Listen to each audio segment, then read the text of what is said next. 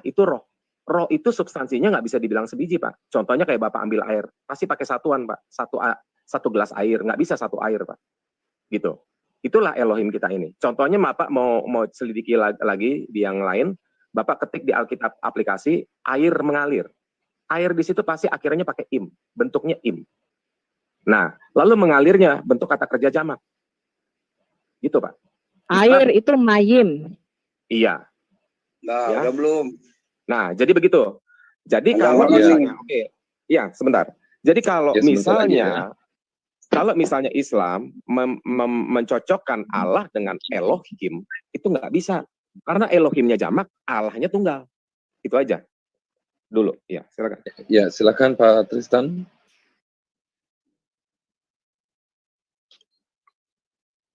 Jadi ya bukan lagi menilik dan belajar tentang makna ehad itu.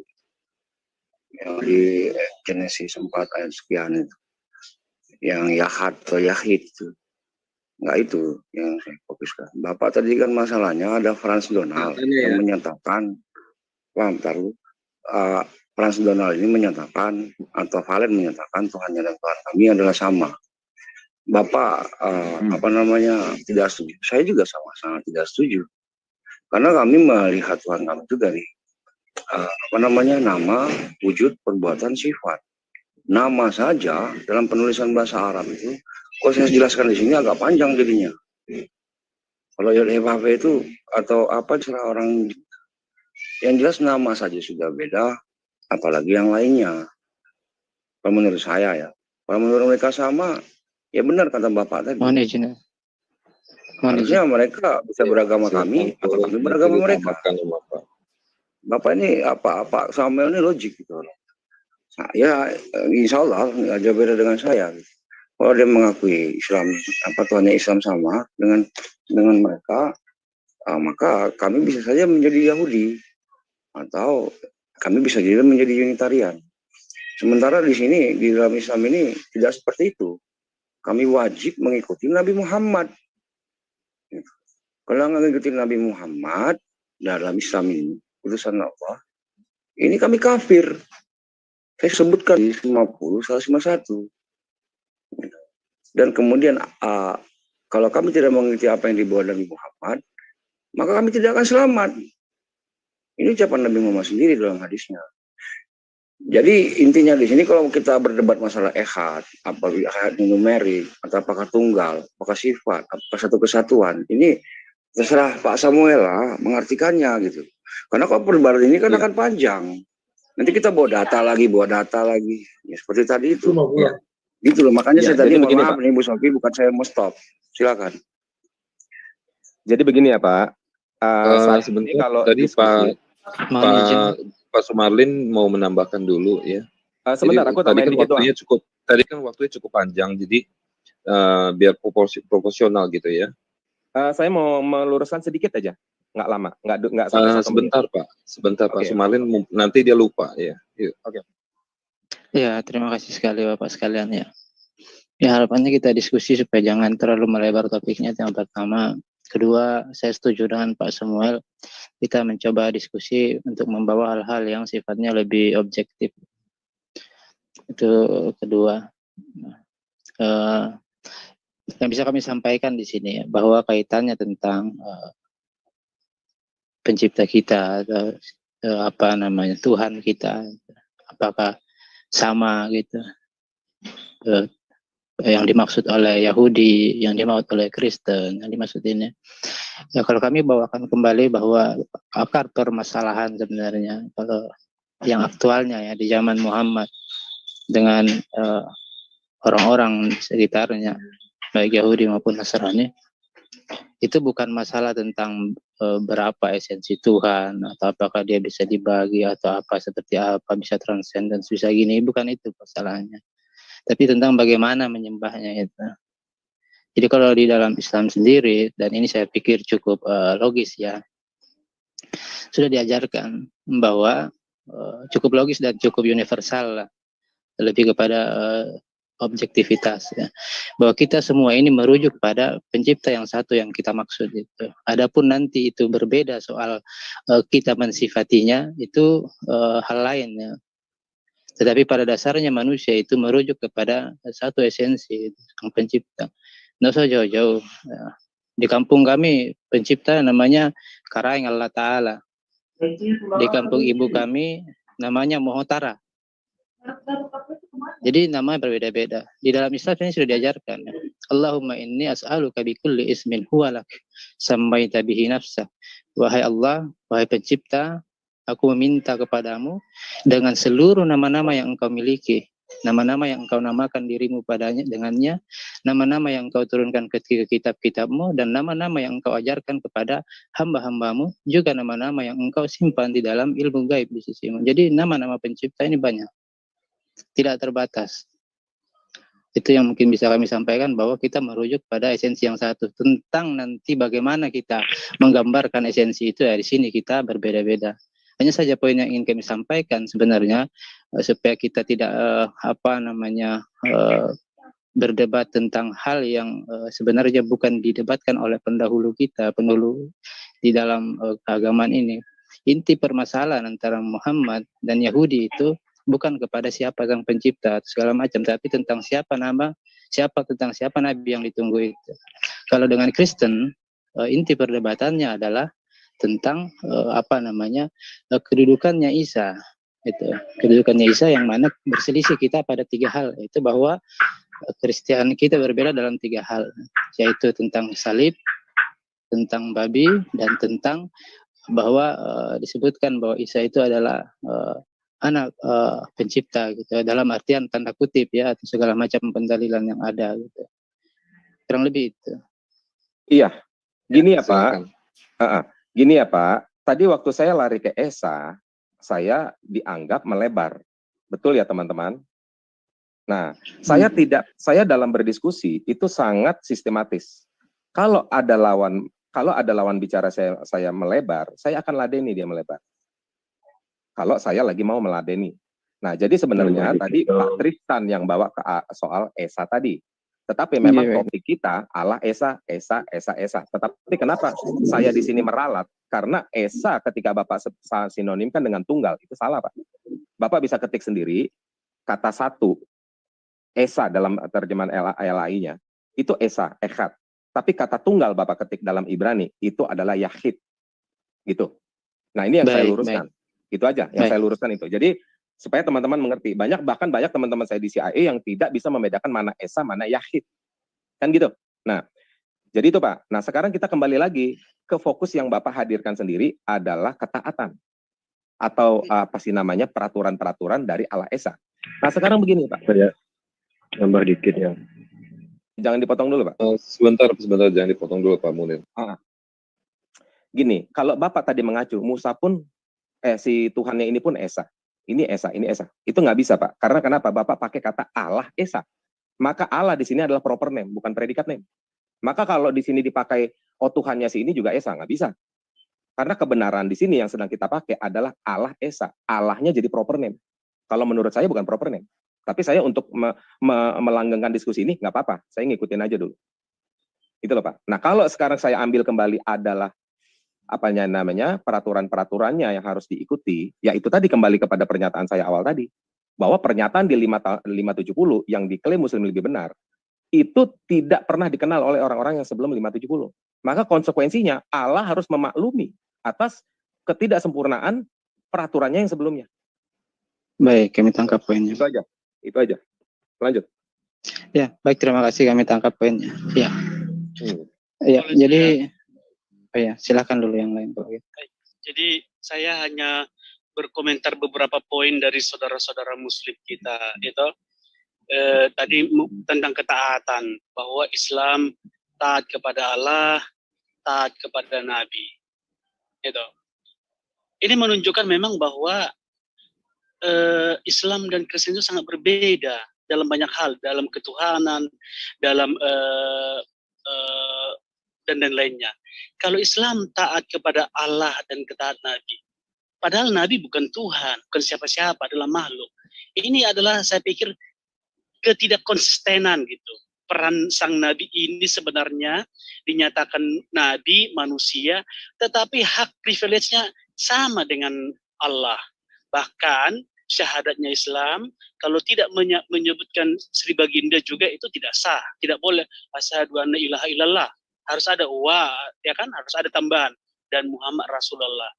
Jadi kesempurnaan iman orang ketuhanan orang Muslim itu tidak sempurna hanya taat kepada Allah, tidak sempurna hanya menyaksikan Allah, tetapi harus menyandingkan Sri Baginda. Tetapi Sri Baginda ini bukan Tuhan bagi mereka.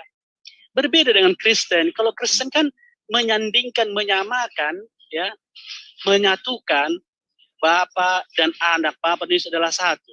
Artinya Bapa adalah Allah, firman Bapa adalah Allah, maka ketaatan orang Kristen kepada Bapa hanya melalui firman-Nya. Dalam Yohanes 3 ayat 35 dikatakan, Bapa mengasihi Anak dan telah menyerahkan segala sesuatu kepadanya. Barang siapa percaya kepada Anak, ia beroleh hidup yang kekal. Tetapi barang siapa tidak taat kepada Anak, ia tidak akan melihat hidup, melainkan murka Allah tetap ada di atasnya. Apa yang mau saya sampaikan? Teologi Kristen itu sangat konsisten. Ketika mengatakan Yesus itu adalah Allah, firman dalam arti firman Bapa, maka ketaatan seorang Kristen itu adalah kepada firman Bapa, kepada Bapa. Jadi menuhankan firman Allah itu adalah sesuatu iman yang sistematis, logis. Sementara kalau saya mau mengimani taat kepada Allah, ketaatan kepada Allah baru sempurna juga kalau disertakan ketaatan kepada Sri Baginda, ini secara teori memang tauhid, katakanlah menyembah, tetapi secara de facto kamu menyembah atau menuhankan dua Tuhan, Allah dan Muhammad. Itu komentar saya. Kemudian satu lagi, saudara Tristan tadi dengan tegas mengatakan bahwa Allah itu adalah satu numerik. Gitu. Ini juga menunjukkan bahwa kita tidak menyembah Sang Pencipta yang sama. Kenapa? Karena Allah yang kami imani itu adalah Allah yang ada di atas dimensi, ruang, waktu, dan bentuk. Dia tidak berbilangan. Dia di atas bilangan. Dia ada di mana saja. Dia ada dulu, sekarang, dan akan datang. Ya, jadi dia numerik. Makanya Allah Tritunggal itu bukan tentang berapa jumlah Allah, tetapi tentang bagaimana Allah di dalam dirinya yang bersumber dari satu sumber, kita sebut Bapa, dan dari Bapa ini keluar firman-Nya, keluar rohnya. Ketika dikatakan keluar, tidak berarti bahwa pernah meninggalkan Bapa. Sama seperti akal saya, nah kesadaran akali saya, ketika saya menyampaikan banyak hal, dalil-dalil, ucapan-ucapan, dan ide-ide, tetapi saya tidak pernah kehabisan akal dalam diri saya sendiri. Nah, ini sangat menarik. Satu lagi tentang Abraham disebut Muslim. Ini adalah metode cocokologi atau metode yang penting benar. Tidak pernah Abraham jadi jadi Muslim dalam konteks Muslim yang diimani atau diperhatikan Pak Sri Baginda Rasulullah dan Pak Tristan. Ya, salah satu dalam surat Quran, dalam surat 6 Al-An'am ayat 77, bahkan di sana dikatakan bahwa Abraham itu penyembah bulan dan bintang. Lalu ketika ia melihat bulan terbit, dia berkata, inilah Tuhanku. Tetapi ketika bulan itu terbenam, dia berkata, sungguh jika Tuhanku tidak memberi petunjuk padaku, pasti aku termasuk orang sesat. Jadi Abraham itu menurut Al-Quran itu menyembah bintang, tapi karena bintangnya di siang hari tidak muncul, kembali menyembah matahari, tapi ketika matahari terbenam, dia mencari. Jadi Muslim yang bagaimana? Ya toh? Abraham tidak pernah melakukan. Mungkin satu-satu dulu, Pak, supaya kita tidak terlalu melebar topiknya. Tapi poinnya mereka sebutkan semua gitu. Jadi gimana? Ya, lagi. Saya dikit, ini kita membatasi diri. Saya dikit tapi mohon sesuai topik yang ini, nggak usah menanggapi yang ini dulu, Pak. Jadi jangan kepanjangan juga atau panjang juga. Ini kan tadi pertanyaan awal ya, yang mungkin belum terjawab ya. Saja ya. Oke, silakan. Ya betul, silakan Pak. Jadi siapa? Memang ya Pak Munir. Okay. Ya memang dulu. Enggak, makanya saya bilang tadi dari awal. Biar saya saja menjawab. Sebentar Pak, ini Pak Munir sudah berbeda ya. Dia bilang nggak ada masalah Tuhan satu. Memang dulu itu Pak Tristan, mohon sabar dulu. Ini Pak Munir lagi bicara ya. Oke.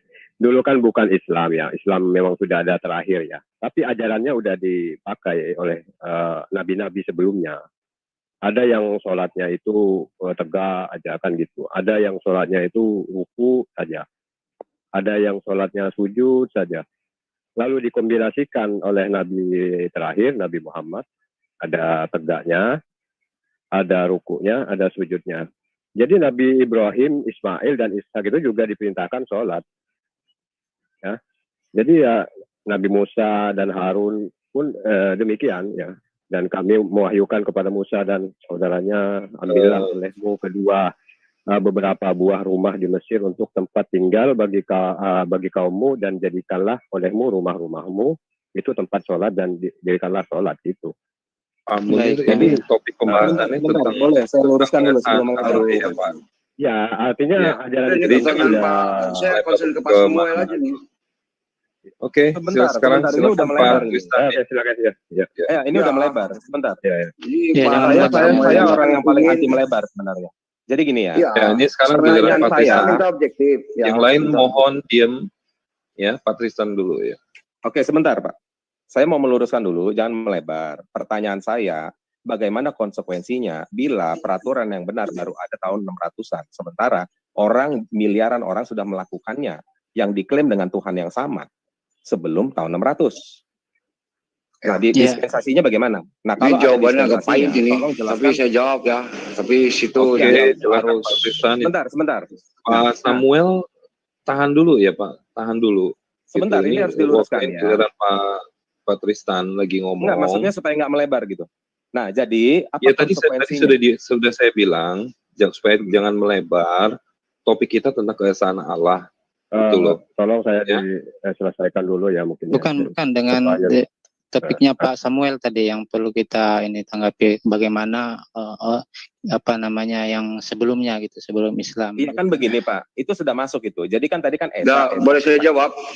Sebentar dulu, saya luruskan dulu supaya nggak melebar. Siap.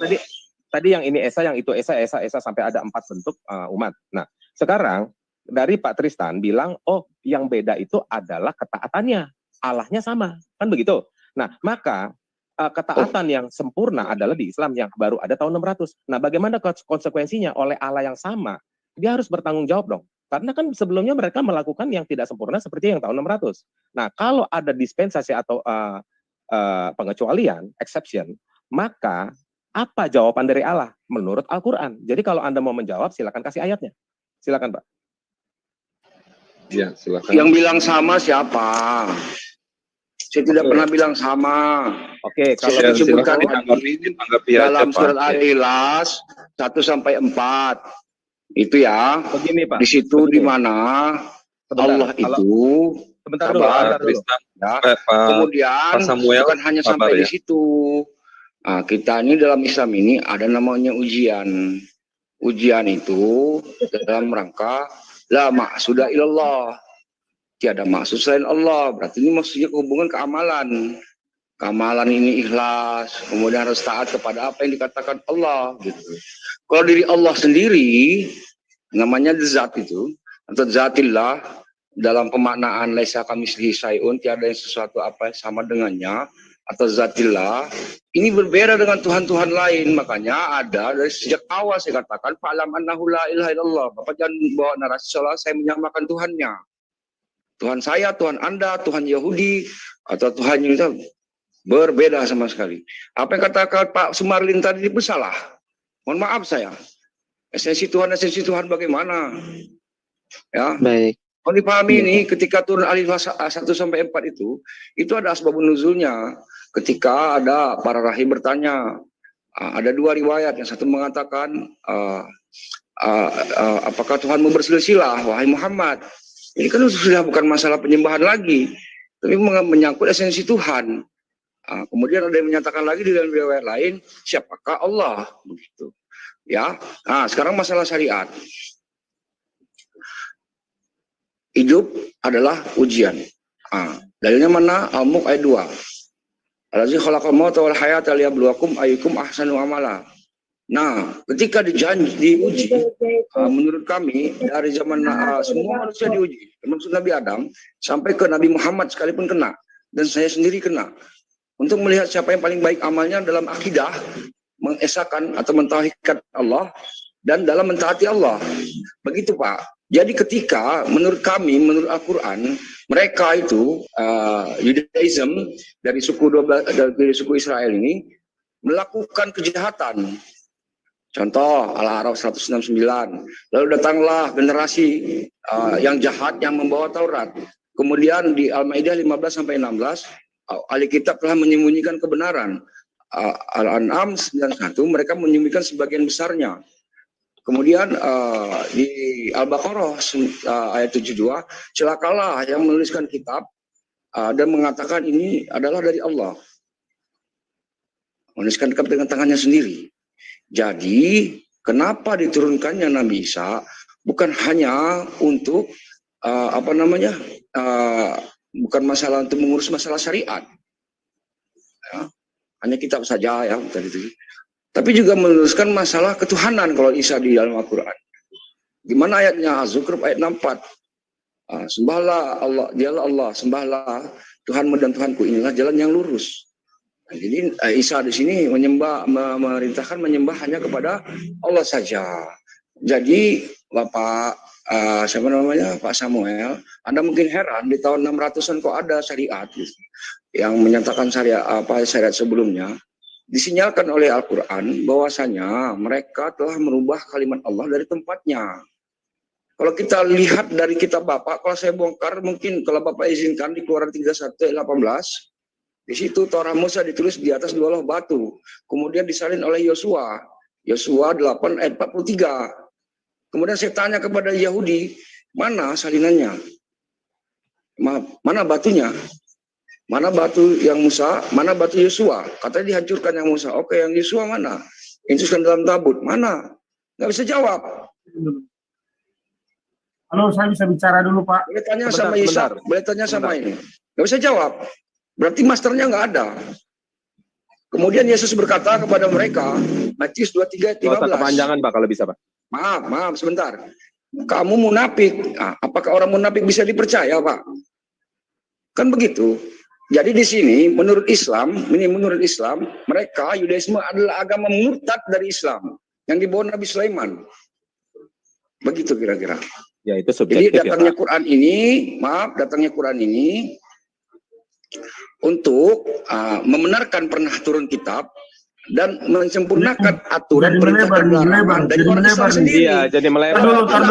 Gitu loh. Saya biar kembali ke awal dulu. Oke, saya luruskan dulu. Bapak di sini yang lain boleh diam dulu. Ini saya sedikit lagi. Ya, di sini Bapak nggak kena. Kasih kesempatan. Contoh kata Pak Sumarlin tadi masalah babi, kami nggak ngurus Bapak makan babi kok. Mau makan silakan. Nggak ada kami ngurus ini. Begitu. Oke, masih lama Pak. Karena dalam Islam ini menyempurnakan Islam yang sebelumnya. Gitu ya. Bukan menyempurnakan Kristen kami ini enggak gitu. Iya. Paham ya? Iya. Baik. Oke, sudah ya. Saya sebentar doang, nggak lama kok. Saya sebentar doang. Siapa ya?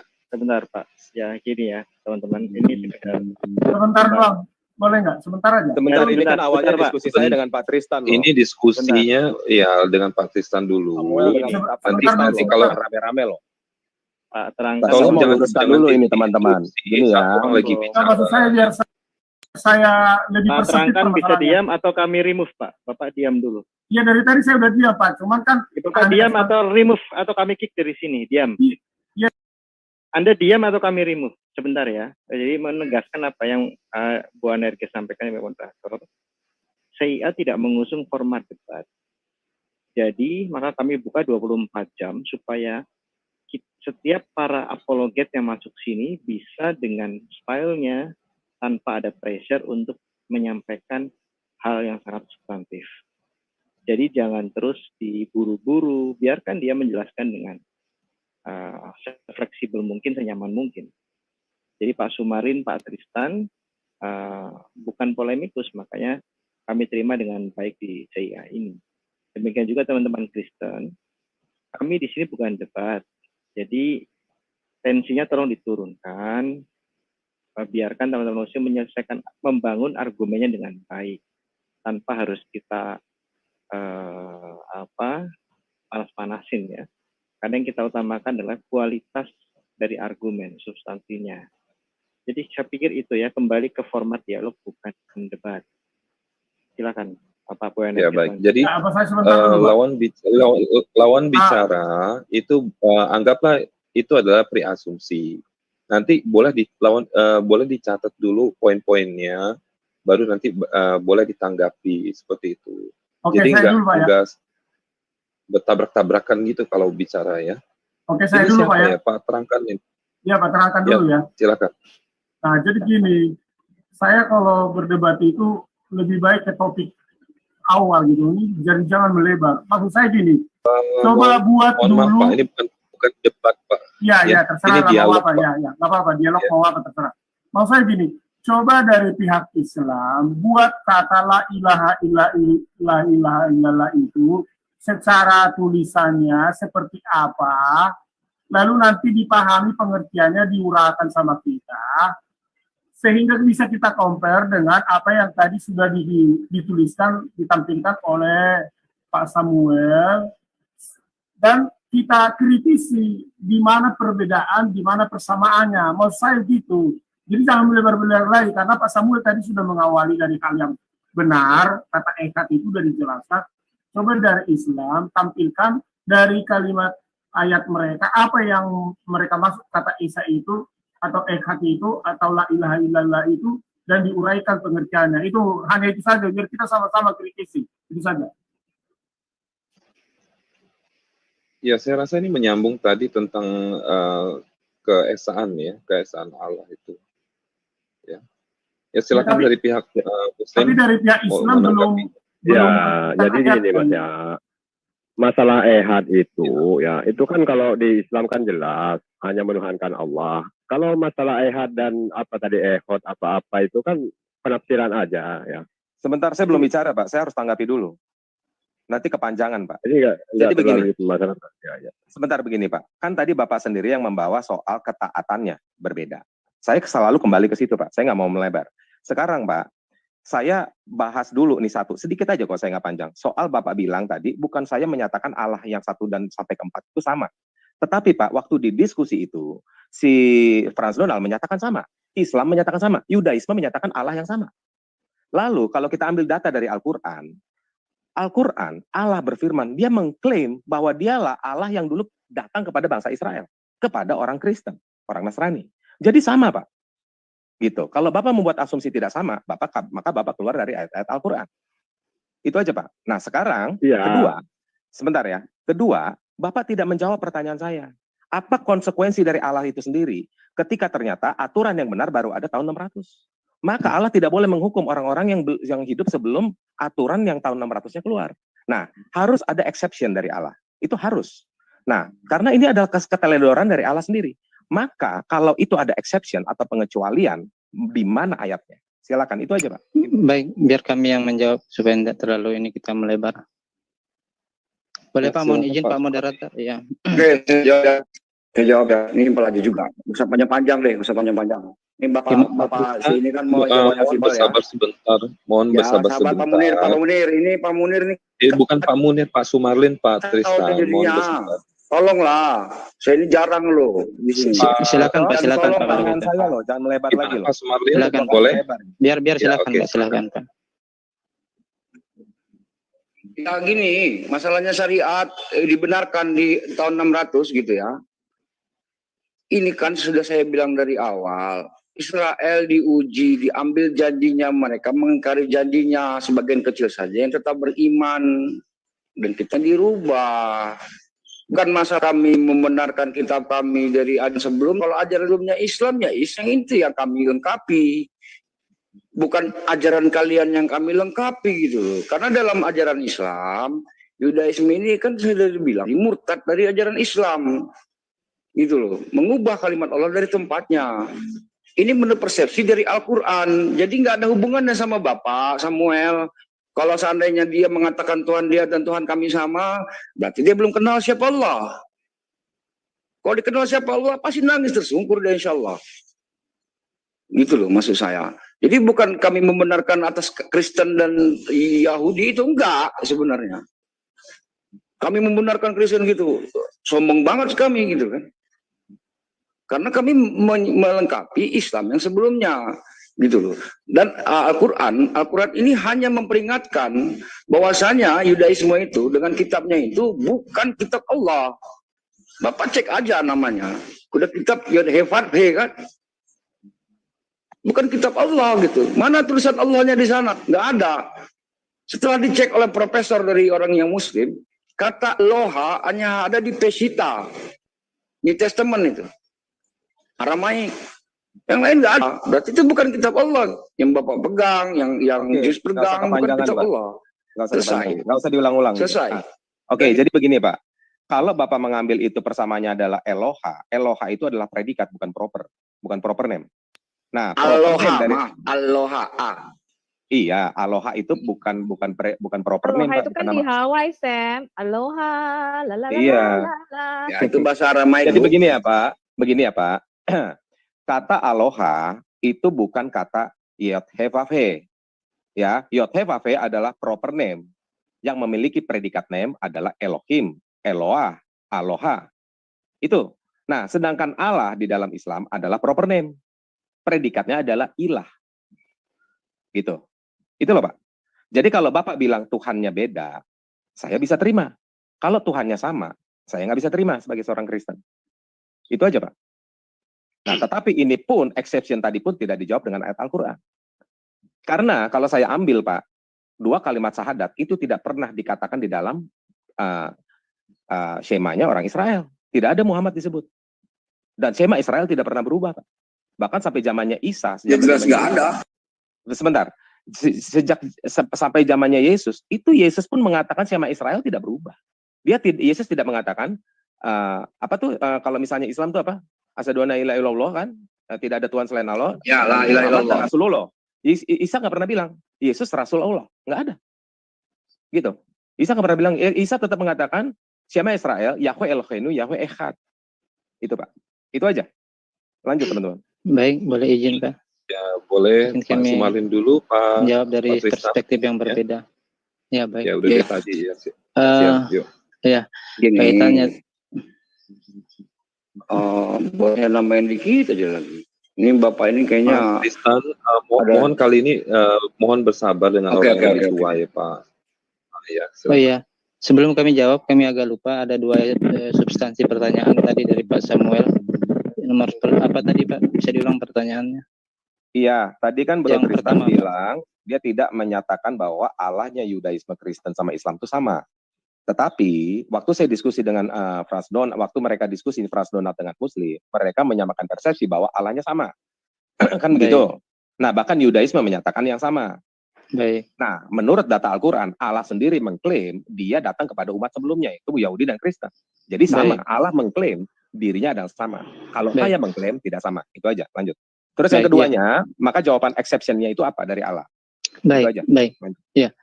Ya, sebagaimana ini mungkin perlu diinikan ya, sebagaimana yang kami katakan di awal tadi ya, pencipta kita itu satu, semua orang memaksudkan yang satu gitu.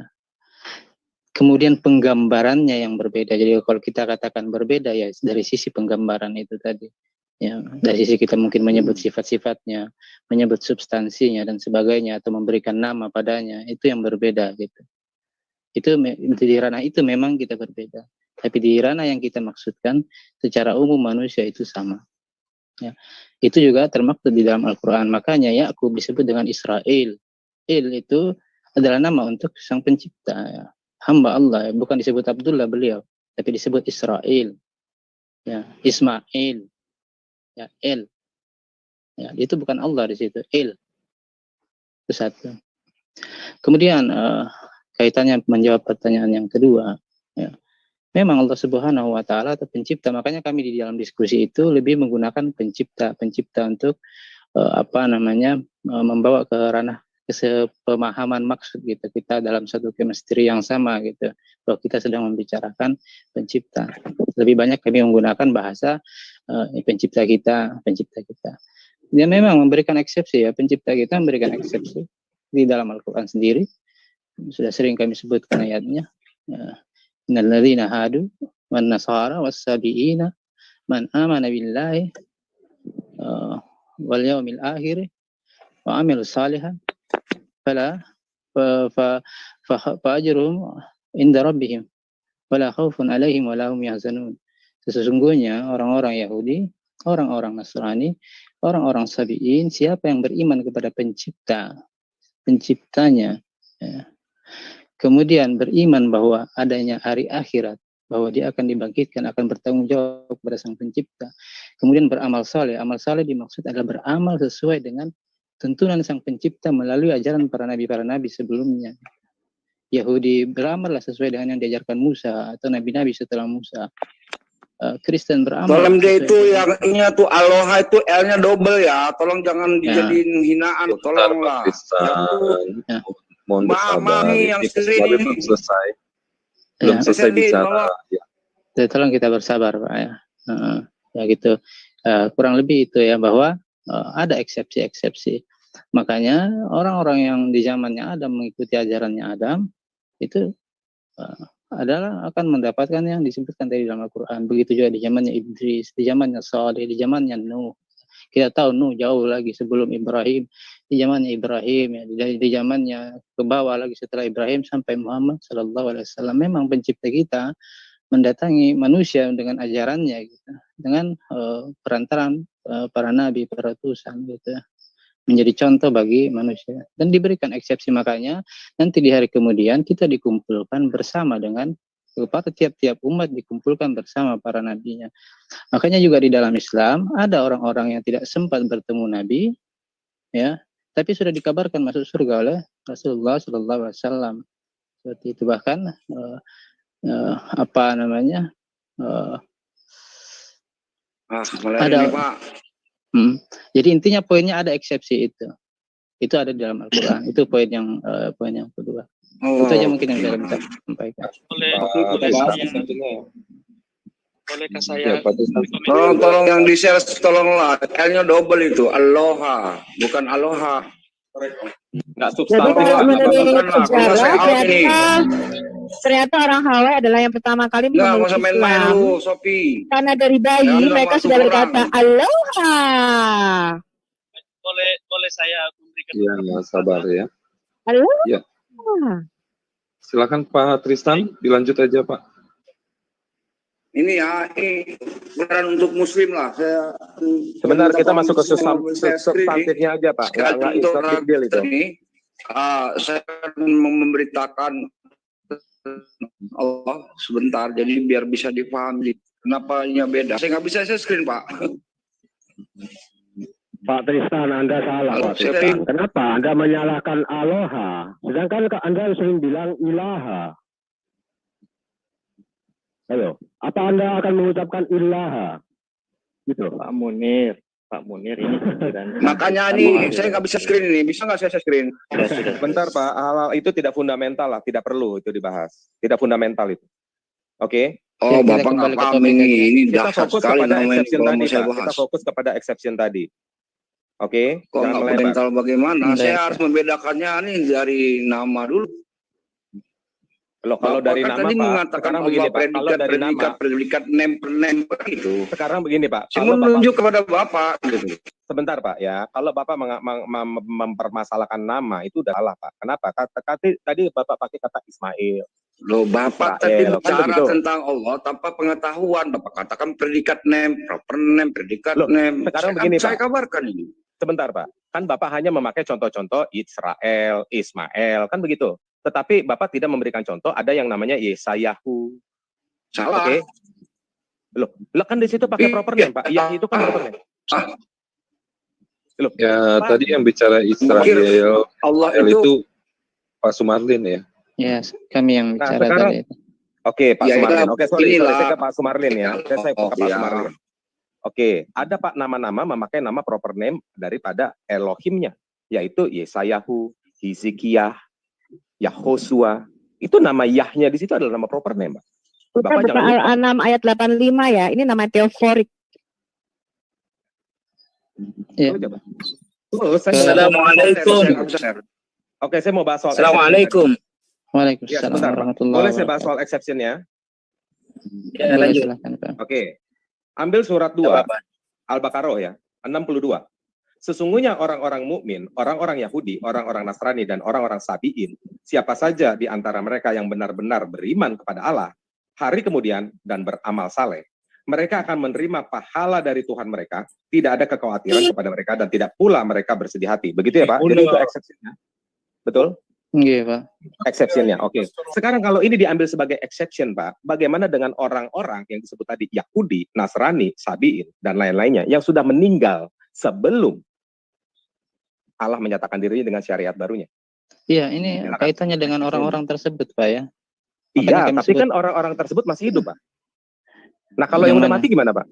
Yang udah mati yang kami maksud dengan ayat ini ya. Yang sudah mati, begitu. Iya, yang sudah mati. Jadi ada orang-orang yang sudah di antara ada yang disebutkan Rasulullah, kami lupa hadisnya. Beliau belum sempat bertemu dengan Rasulullah. Hanya saja beliau sudah meninggalkan ajaran nenek moyangnya gitu. Jadi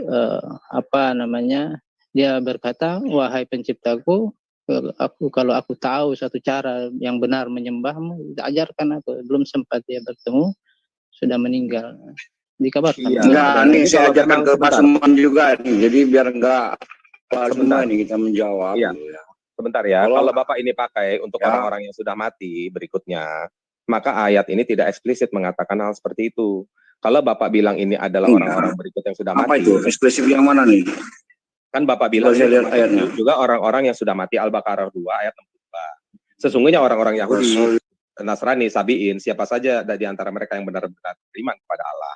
Nah, ini termasuk orang yang sudah mati dari antara orang-orang Yahudi, Nasrani, dan Sabi'in. Kata Bapak begitu. Nah, itu kan penambahan. Kenapa maksudnya ayat ini, Pak?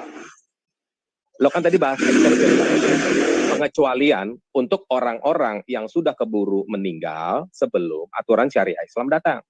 Kan begitu? Nah, ini kan ayat itu kan Bapak. Lo kan saya tadi minta konfirmasi, benar nggak ini exception-nya? Kata dia benar. Kan begitu? Atau mungkin begini, Pak. Ya itu benar. Pak Samuel.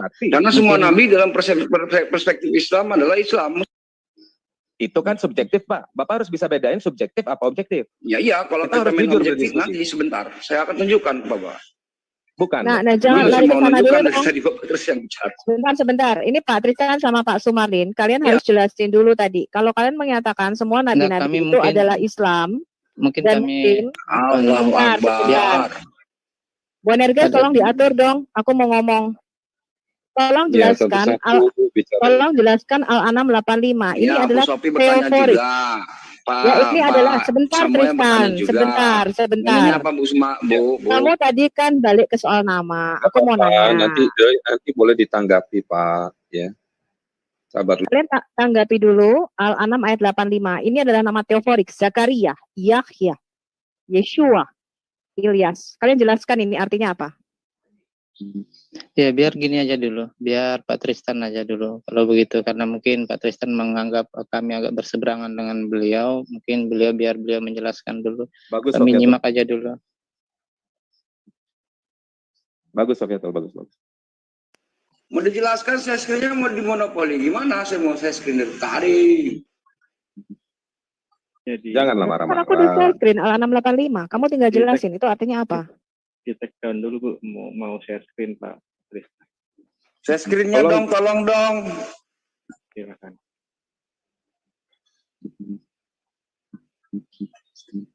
Ngaco aja. Tolong dibaca Quran Surat Al-Ma'idah ayat 48. Itu kuncinya. Ya, coba Bapak bacakan, Pak. Pertama ini. Yang di bawahnya.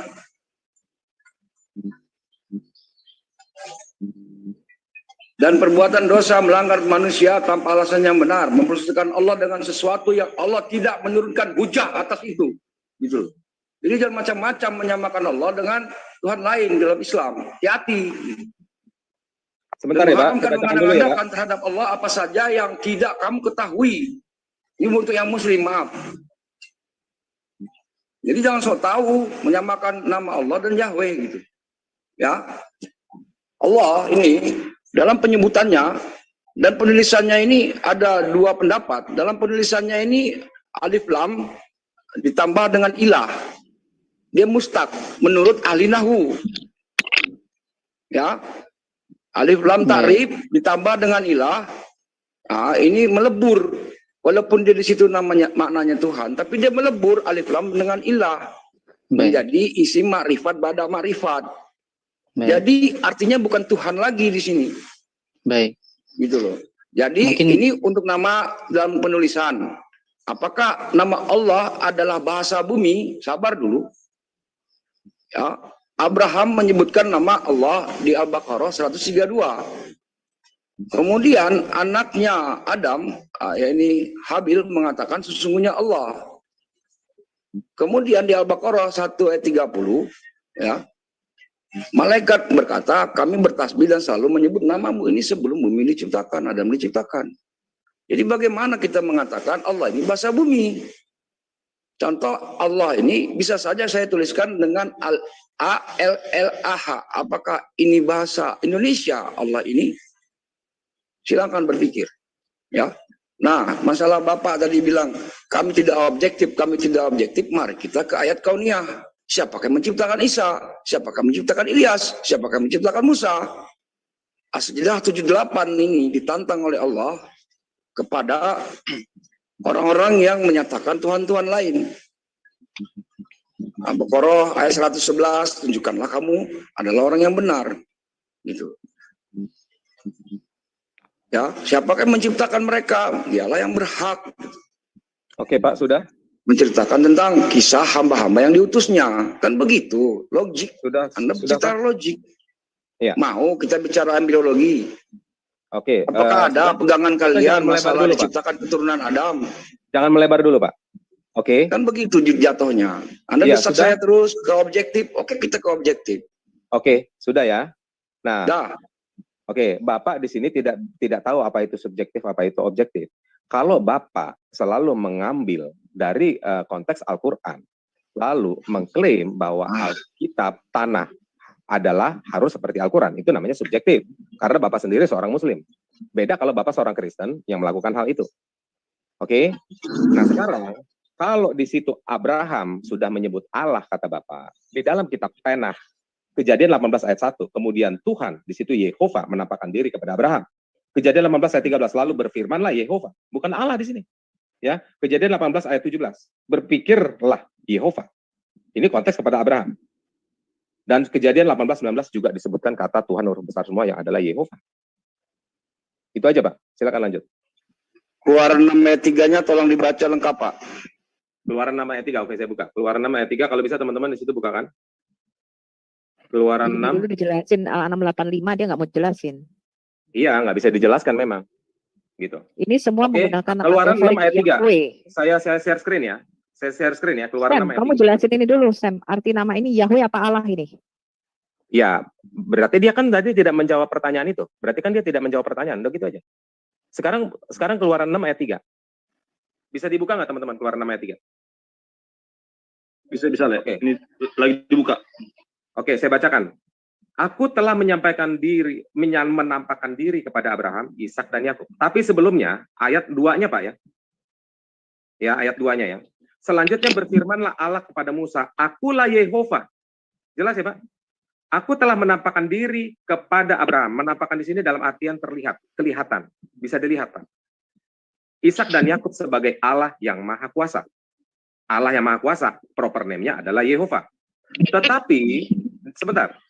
Tetapi dengan namaku Yehova, tetapi dengan namaku Yehova, aku belum menyatakan diri.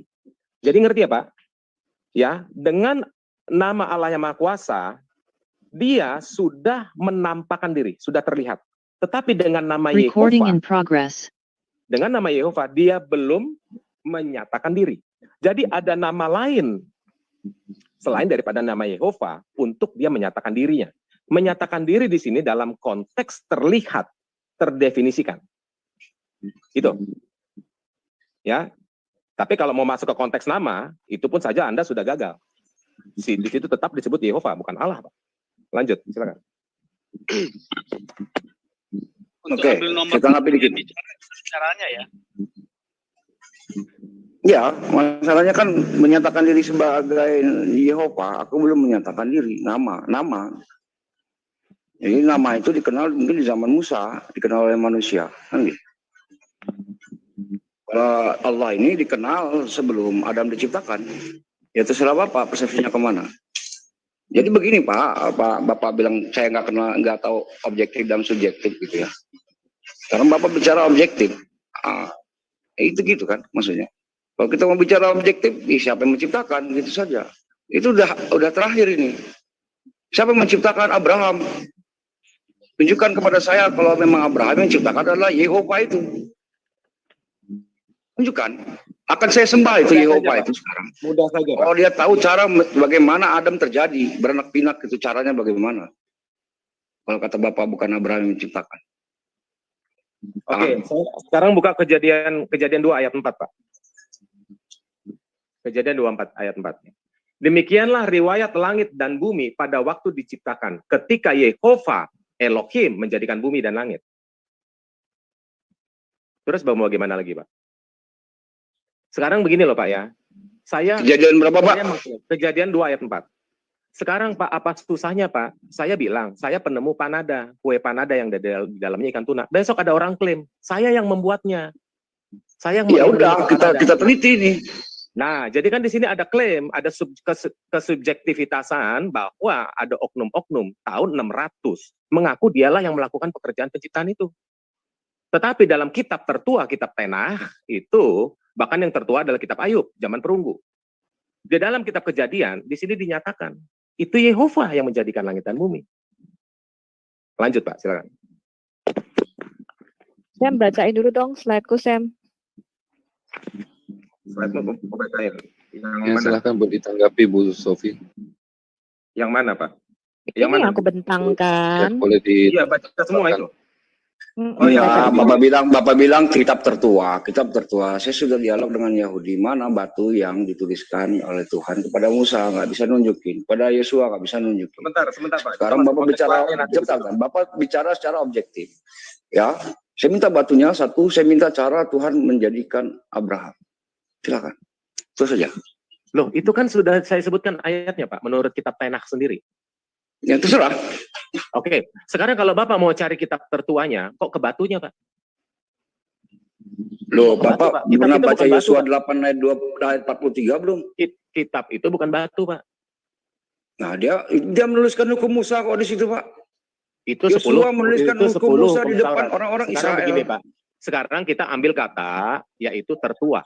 Nggak bisa gitu sekarang kan Bapak klaim nih. Objektif, Bapak bicara objektif. Loh, ini objektif. Bisa saya masuk yang menciptakan, yang diciptakan Tuhan hanya satu. Adam dan Hawa. Adam dan Hawa yang diciptakan Tuhan. Jangan menyela pembicaraan ya. Enggak, soalnya aku dari tadi kalau mau menanggapi boleh angkat tangan. Ya. Ya pakai apa nih, pakai? Oke, saya baca dulu si Sofiatul ya, bentar ya. Ada tokoh yang muncul, yaitu Ilya atau Eliyahu atau Elyah ya. Artinya Yahweh adalah Allahku. Adalah Elku. Bagaimana Islam dapat menjawab pertanyaan ini? Ada 4 nama yang disebut berturut-turut dalam Al-Quran, mengandung nama Yahweh, yaitu Anam 85, ya, yaitu Zakaria, ya, Yahya, Isa, Ilyas. Ini sebenarnya Elyah bukan Ilyas. Semuanya adalah orang-orang saleh.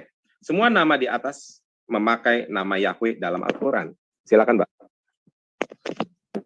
Bentar, saya jelaskan dulu. Zakaria itu artinya Yahweh mengingatku. Ini adalah ayah daripada Yohanes Pembaptis. Yahya ini adalah versi Islam. Versi asli namanya adalah Yohanan. Artinya Yahweh is gracious atau Yahweh bermurah hati kepadaku. Isa tidak mempunyai arti, ya, karena ini adalah transliterasi. Nama asli Yesus adalah Yeshua, yang artinya Yahweh juru selamatku, ya, atau penyelamatku. Ilyas ini adalah Nabi Elia, artinya Yahweh adalah Allahku. Dan ini adalah nama yang kita sebut dengan teoforik. Jadi kalau kita bicara teoforik, orang-orang pada zaman itu memasukkan nama dewanya ke dalam nama mereka. Jadi kalau tadi dikatakan mereka Muslim menyembah Allah, SWT, itu tidaklah benar. Terbukti di dalam Al-An'am ayat 85. Nama-nama yang dipakai di sini adalah 4 nama yang mengandung teoforik Yahweh. Kalau kita lihat misalnya, ya, Ramses itu adalah dewa Ra. Dewa Ra adalah dewa matahari orang Mesir yang dimasukkan ke dalam nama Firaun. Makanya namanya Ramses atau anak daripada dewa Ra. Kalau kita lihat di kitab Daniel, Tristan sangat hafal Alkitab kita, ya. Di kitab Daniel itu ada nama-nama dewa-dewa. Belteshazzar, Daniel diganti namanya menjadi Belteshazzar, itulah dewa. Abednego, saya heran ada si Goldian Simbolon memakai nama Abednego yang artinya hambanya dewa Nebo atau dewa Babel. Jadi itu nama penyembahan berhala dan dia memakai nama penyembah berhala di situ. Tetapi yang unik di dalam hadis itu disebutkan Yoshua bin Nun. Yosua ini nama yang sama dengan Yesus, Yeshua. Ya, Yeshua, Yosua, Hosea itu artinya mirip-mirip, yaitu Yahweh juru selamatku. Di dalam hadis disebutkan Mikayah. Mikayah itu artinya siapa seperti Yahweh. Obadiah, Obed, Abdul, ya, artinya hamba Yahweh. Isaiah, Nabi Yesaya, Yahweh adalah keselamatanku. Yeremia, Yahweh akan membangkitkan. Zefania, Yahweh adalah perlindunganku. Dan Yoel, Yahweh adalah Allah. Dan ini ada di dalam hadis. Kalau kita bicara Mazmur Daud, Daud berkata haleluya. Artinya pujian kepada Yah, bukan haleluya. Nah, ini yang Anda harus renungkan dalam Anda mencari kebenaran. Siapa Tuhan yang sejati?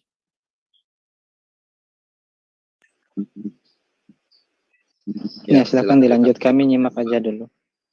Ya, saya harap saya ini lagi nih, kawan-kawan saya muslim boleh kawan-kawan muslim boleh inline ya dengan temannya. Jadi ya mohon dari di sini tidak ada yang saling bentur-membenturkan gitu ya. Silakan. Ya, kami ingin menyampaikannya, saya mungkin sedikit agak berbeda sisi pandangnya dengan Pak Tristan. Hanya saja silakan Pak Tristan aja dulu. Biar nanti kalau masih ada waktu kami Ya, saya saya begini. Mohon maaf nih moderator, saya bicara dengan Islam setengah menit saja. Baik. Ya. Nama Allah ini Tauqif, sesuai Quran dan Sunnah. Dan Asmaul Husnanya sudah diajarkan Nabi Muhammad SAW. Dan nama Allah ini bukan bahasa bumi, mengikuti sifat Allah yang ini qadim, terdahulu, bukan hudus, bukan baharu. Nah, apabila ada nama Yod-Heh-Wah-Heh atau ada Bapak, ada Pater atau apa segala macam, ini sesuai wahyu Allah atau tidak? Itu baik, Pak. Nggak ada ya, jangan ada-adakan. Ya ini Yosua 8:32 dan di sanalah di atas batu-batu itu dituliskan Yosua salin boleh kami menanggapi di depan orang Israel. Tristan, kita bicara objektif karena di Keluaran 31 ayat 18. Tristan, sebentar, kamu harus tegas dulu Musa posisi. Musa itu diberikan kitab itu sudah tertulis. Tristan, kamu harus tegas dulu posisi imanmu. Ya. Allah Subhanahu wa Ta'ala itu nama apa gelar? Tertulis di dalam batu itu Allah atau satu-satu bicaranya, jangan dipotong. Ya. Allah Subhanahu wa Ta'ala itu nama apa gelar? Jangan dipotong, Nona. Ya, lalu Pak Tristan juga mohon tidak kepanjangan ya. Gitu. Ya, belum selesai pembahasan kita kok dia lari. Jelaskan dulu posisi iman kamu. Bicara objektif saja, apakah yang di atas batu itu yang dituliskan kepada Musa oleh Tuhan adalah nama Tuhan adalah Yod-Heh-Wah-Heh? Iya, berarti posisi kamu Allah Subhanahu wa Ta'ala itu nama atau gelar? Nah, itulah fungsiku turunnya Al-Quran menyatakan Allah adalah Rabbul Alamin dan Allah adalah proper name. Oke, berarti Allah adalah nama pribadi. Mana dalilnya innani Allah tidak pernah berfirman, Pak. Allah tidak pernah berfirman seperti itu. Kalau memang tidak pernah berfirman, ya jangan kita keroyokan. adu. Ini apa kok keroyokan ini? Aduh, keluar-keluar. Enggak masalah, enggak masalah. Sekarang begini ya, Bapak-bapak sekalian yang terhormat, yang logik, yang biologi, yang ilmuwan, yang saling menanggapi, yang tertib, ya. Jadi enak gitu ya, penonton mendengarnya itu enak gitu. Jadi jangan satu belum selesai bicara udah dimuliakan, sudah di Bapak mewakili Yahudi di sini ya. Dan saya sudah pernah berdialog dengan Yahudi sendiri. Saya minta ditunjukkan ayat di mana Yehova yang mengadakan Musa. Bagaimana caranya dia mengadakan Musa, sebagaimana Bapak menciptakan rumah Bapak sendiri. Tentu Bapak yang tahu spesifikasi rumah Bapak. Mustahil saya yang tahu. Andailah Allah ini bukan Tuhan, berarti Yod-Heh-Vah-Heh yang tahu. Karena kita ini secara logik, subjektif, objektif, dan apa segala macam yang kita sembah itu pasti yang menciptakan kita. Kalau yang bukan menciptakan kita, untuk apa kita sembah? Mending ateis saja, kan begitu. Al-Quran hanya memberitakan kitab itu sudah dirubah. Mau kalian percaya yang Taurat yang Islam ya, yang bukan Taurat yang Yahudi gitu loh. Nah, kalau memang kami mencari Taurat yang Yahudi itu kan untuk khusus Bani Israel juga ya, tapi itu terserah kalian lah mau untuk segala bangsa. Tapi ya di sini objektifnya adalah situ bukan berbicara objektif.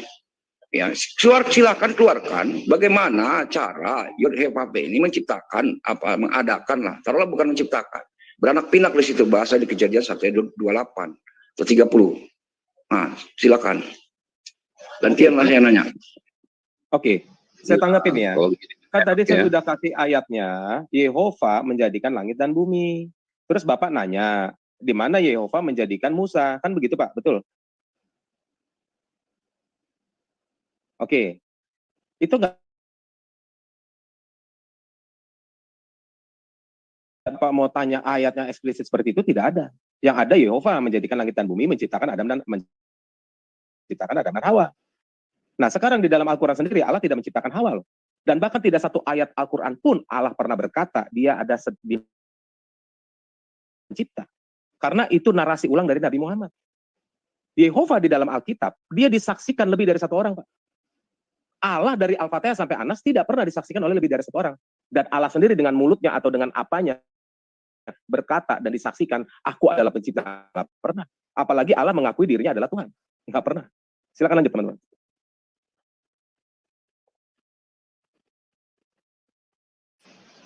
Ya, silakan Pak Sumarlin mungkin mau menanggapi. Ya, apa ya? Sudah sana sini anunya ini. Ya, soal nama tadi aja Pak, ya tadi sama L, gitu aja. Dari Bu Sofiatul.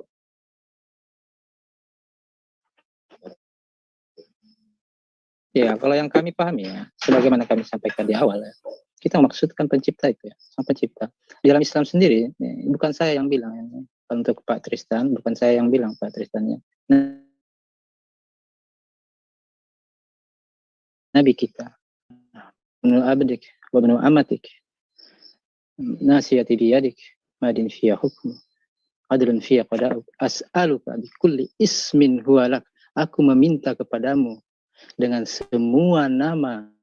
Jadi pencipta kita memiliki banyak nama. Ya, yang diajarkan kepada kita Allah. Ada nama, as'aluka bi kulli ismin huwa lak. Aku meminta kepadamu dengan segala nama yang engkau miliki. Sammaita bihi nafsa, nama-nama yang engkau namakan dirimu dengannya. Au anzaltahu fi kitabik, atau nama-nama yang engkau turunkan di dalam kitab-kitabmu. Berarti ada nama-nama pencipta kita yang dia turunkan pada kitab-kitab sebelumnya. Apakah semuanya itu Allah saja? Tentu tidak. Ya, tentu tidak. Kemudian di sini disambung lagi oleh Rasulullah dalam doa itu, au anzaltahu fi kitabi, au allamtahu ahadan min khalqik, atau nama-nama yang engkau ajarkan kepada salah seorang hamba-hambamu. Terus, awis ta'sarta bihi fil ilmi ghaibi inda, atau nama-nama yang engkau simpan dalam ilmu gaibmu. Ada nama-nama pencipta kita yang tidak diajarkan kepada kita. Nah, di sini para ulama mengambil bahwa nama-nama dan sifat-sifat Allah, sifat-sifat nama dan sifat pencipta kita itu hanya dia yang mengetahui jumlahnya, banyaknya. Ini untuk Pak Tristan, bukan kami yang Pak moderator, saya pamit dulu ya. Nyambung dengan diskusinya nih. Kalau sudah dua arah di kami ini nggak akan masuk ke kalian. Jadi saya capek. Pak Sumarlin mohon maaf, tidak mengurangi rasa hormat. Ya.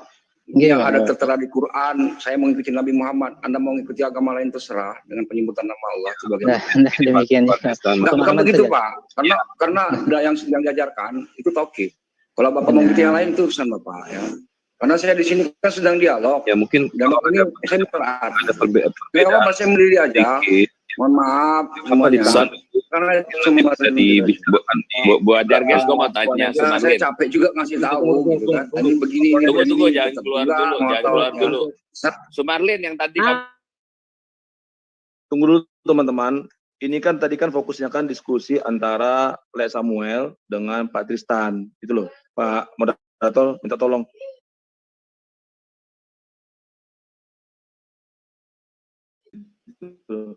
Pak, dengan topiknya. Ya, siapa nih? Ya, silakan. Ya udah, Pak Sumarlin mohon bersabar ya. Oke. Enggak, Pak, silakan. Jadi siapa ini? Lu sama Dengan gue Pak aja deh, Tristan, Sam. mohon maaf. Lu sama gue aja. Oh, jadi udah selesai yang tadi? Finish. It is finished. That finished already. Okay, let's Yeah, it's finished so soon, you know. continue. You and I Okay. will come up with 7 round. Pak Sumarlin, yang tadi kamu bacain bahasa Recording Arabnya itu dari stopped. apa? Dari Hadis apa itu Pak ya. Sumarlin? Dari Recording in dari progress. Al-Quran atau dari hadis atau dari Dari apa, hadis. buku apa? Oh, dari Hadis ya. hadis. Hadis Oh, tentang iya, iya. doa yang Rasulullah ajarkan untuk Iya, iya, menghilangkan kesedihan. Ya Oh, maksudnya iya, iya. seperti Oke, ini. oke. Pak Sumarlin. Seperti kita pun kadang-kadang sering ada perbedaan pendapat kecil gitu ya. Tapi kita tuh berusaha untuk inline gitu, untuk tidak saling berbantahan karena kita berdiri dalam satu posisi yang sama gitu di pihak yang sama gitu.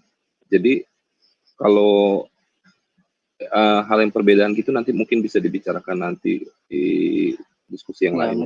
mungkin beliau terlalu cepat mengambil kesimpulan bahwa saya ingin membenarkan ajaran Kristen yang saat ini ajaran Yahudi, saat ini segala macam itu mungkin terlalu cepat menarik kesimpulan itu. Jadi ini yang mungkin beliau terjatuh di situ, mungkin memandang kami seperti itu. Tapi istilah Sabi tidak mengapa, hak beliau ya. Hanya saja mungkin kami juga berhak untuk menjelaskan kepada beliau nanti suatu saat. Gitu. Nah, silakan Gini, mungkin Pak. Bapak Ibu. Begini Mas Sumarlin, ini kan sudah selesai ya. Iya, Begini Mas silakan. Sumarlin, kalau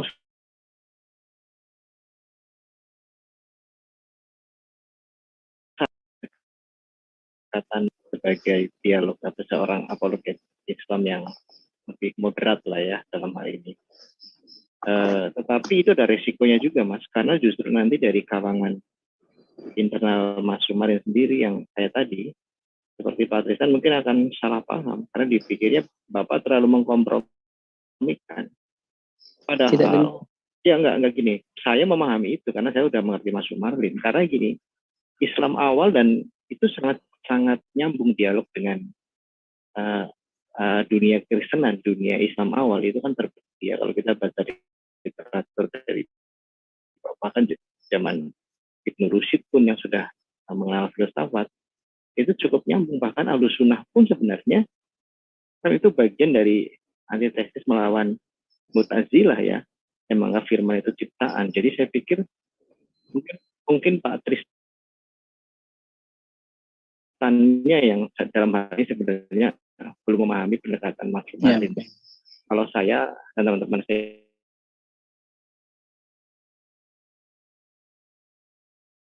mungkin supaya mencatat di luar sana panel ini ya. Telah datang orang-orang Yahudi kepada Rasulullah SAW. Mereka tidak berbantah-bantahan tentang siapa nama pencipta ini itu tidak. Tapi si Yahudi datang itu menanyakan tentang apakah kamu nabi itu sebenarnya tidak. Makanya Yahudi datang itu menanyakan pertanyaan-pertanyaan yang hanya seorang nabi yang bisa jawab, misalnya menanyakan apa yang pertama dimakan nanti oleh para penghuni surga, bagaimana anak laki-laki dan perempuan terbentuk gitu kan.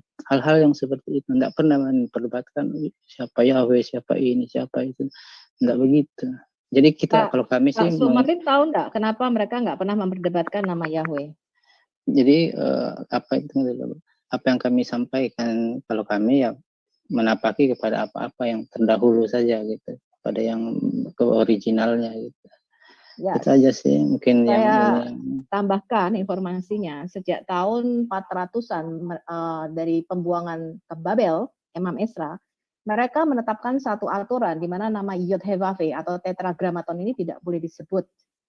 Dan orang Yahudi tetap memanggilnya ilah, Allah, Elohim. dan itu merupakan gelar. Jadi Muhammad tidak pernah tahu siapa nama Tuhan yang sebenarnya, karena orang Yahudi menggantinya dengan Tuhan, Adonai, Tuanku, Baruch Hashem HaKodesh, jadi yang mulia atau yang kudus. Ya, Mereka tidak pernah menyebut nama pribadi daripada ya, Yahweh. baik. Namun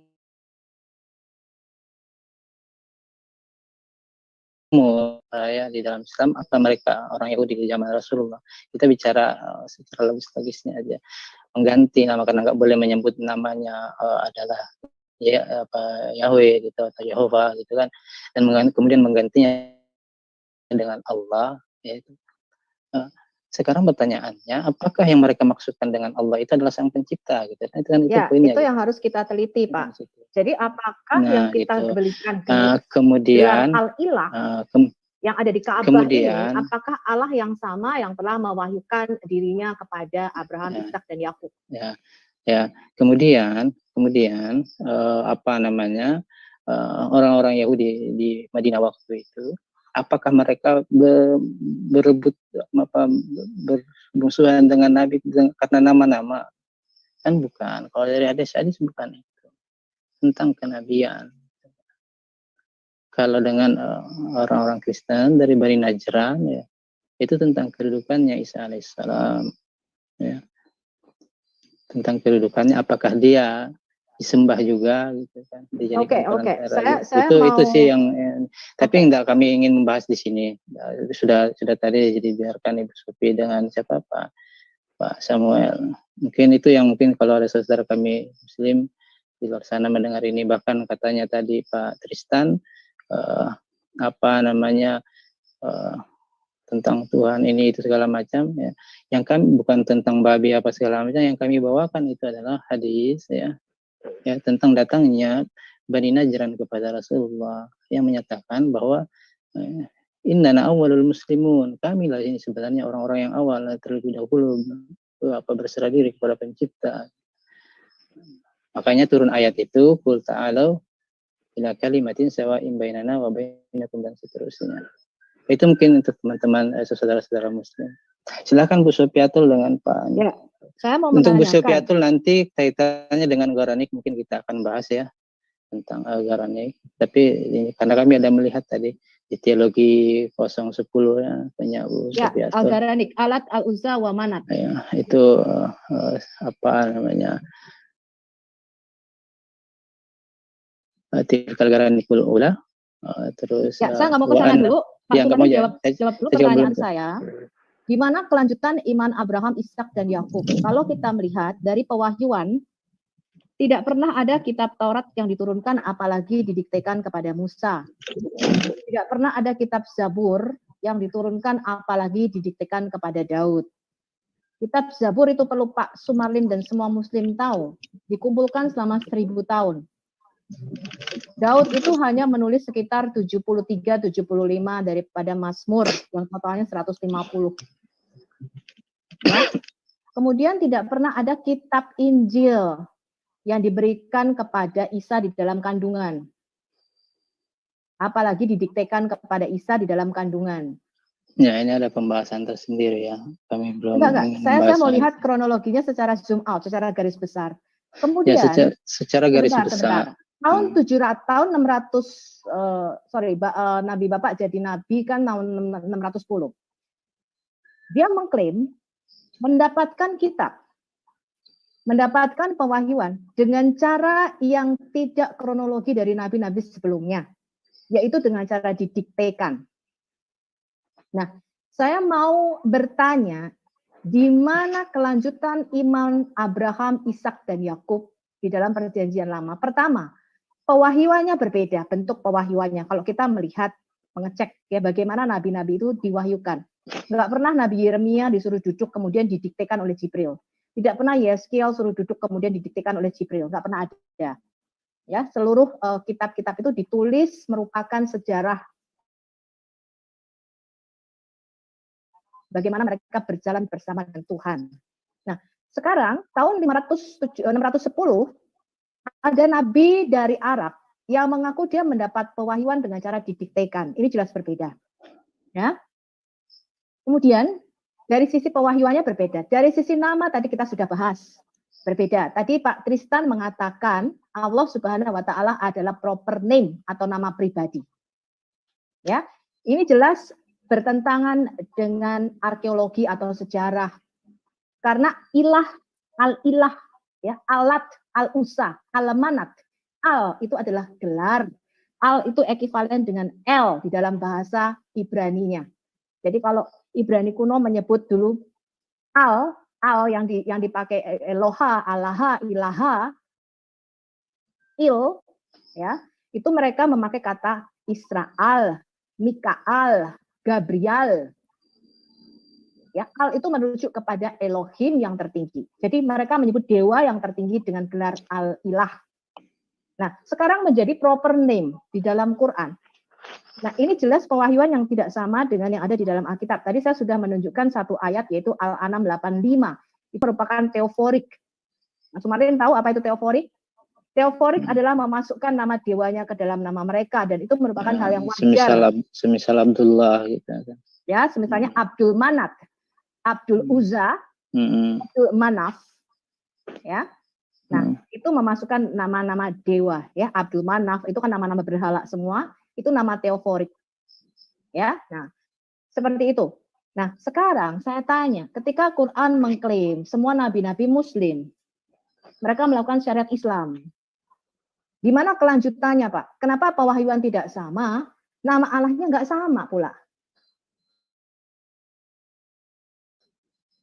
Ya, gampangannya begini, kalau Pak Sumarin mengakui Allah Abraham, Ishak, dan Yakub sebagai Allahnya Bapak, kenapa kitabnya nggak disatukan seperti kami, Pak?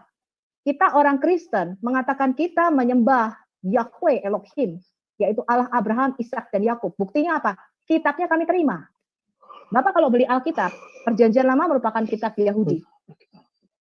Nah, sekarang di mana, Pak, posisi Quran? Mengapa tidak bisa disatukan? Ya, kami tidak terlalu nangkap poinnya, Ibu. Terlalu banyak yang disampaikan. Ya. Poinnya adalah Islam bukanlah merupakan kelanjutan dari iman monoteisme Abraham, Ishak, dan Yakub. Apalagi mengaku menyembah Allah yang sama. Kalau orang Kristen mengatakan, kami menyembah Allah Abraham, Ishak, dan Yakub, jelas. Alkitabnya kami pakai. Kami terima bulat-bulat titik komanya. Mereka mengatakan, Alkitab Kejadian sampai Maleaki. Orang Kristen menyetujuinya bulat-bulat. Alkitabnya tidak kami robah. Apa yang Yahudi katakan ini kitab, yang dari Tuhan, ini yang kami kanonisasi, orang Kristen menerimanya. Karena kita menyembah Tuhan yang sama. Kenapa saya menolak kitab agama Manekisme? Saya menolak kitab agama Mormon. Saya menolak kitab agama lainnya. Karena Tuhannya nggak sama. Bukan Tuhan yang kami sembah kitab-kitab itu.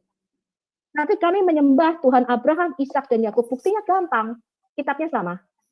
Nah, apa buktinya? Iman Islam. Dan apa buktinya nabi-nabi sebelumnya adalah Islam dan Muslim. Seperti yang diklaim tadi. Mengapa namanya nggak sama, pewahyuannya nggak sama, kitabnya nggak sama.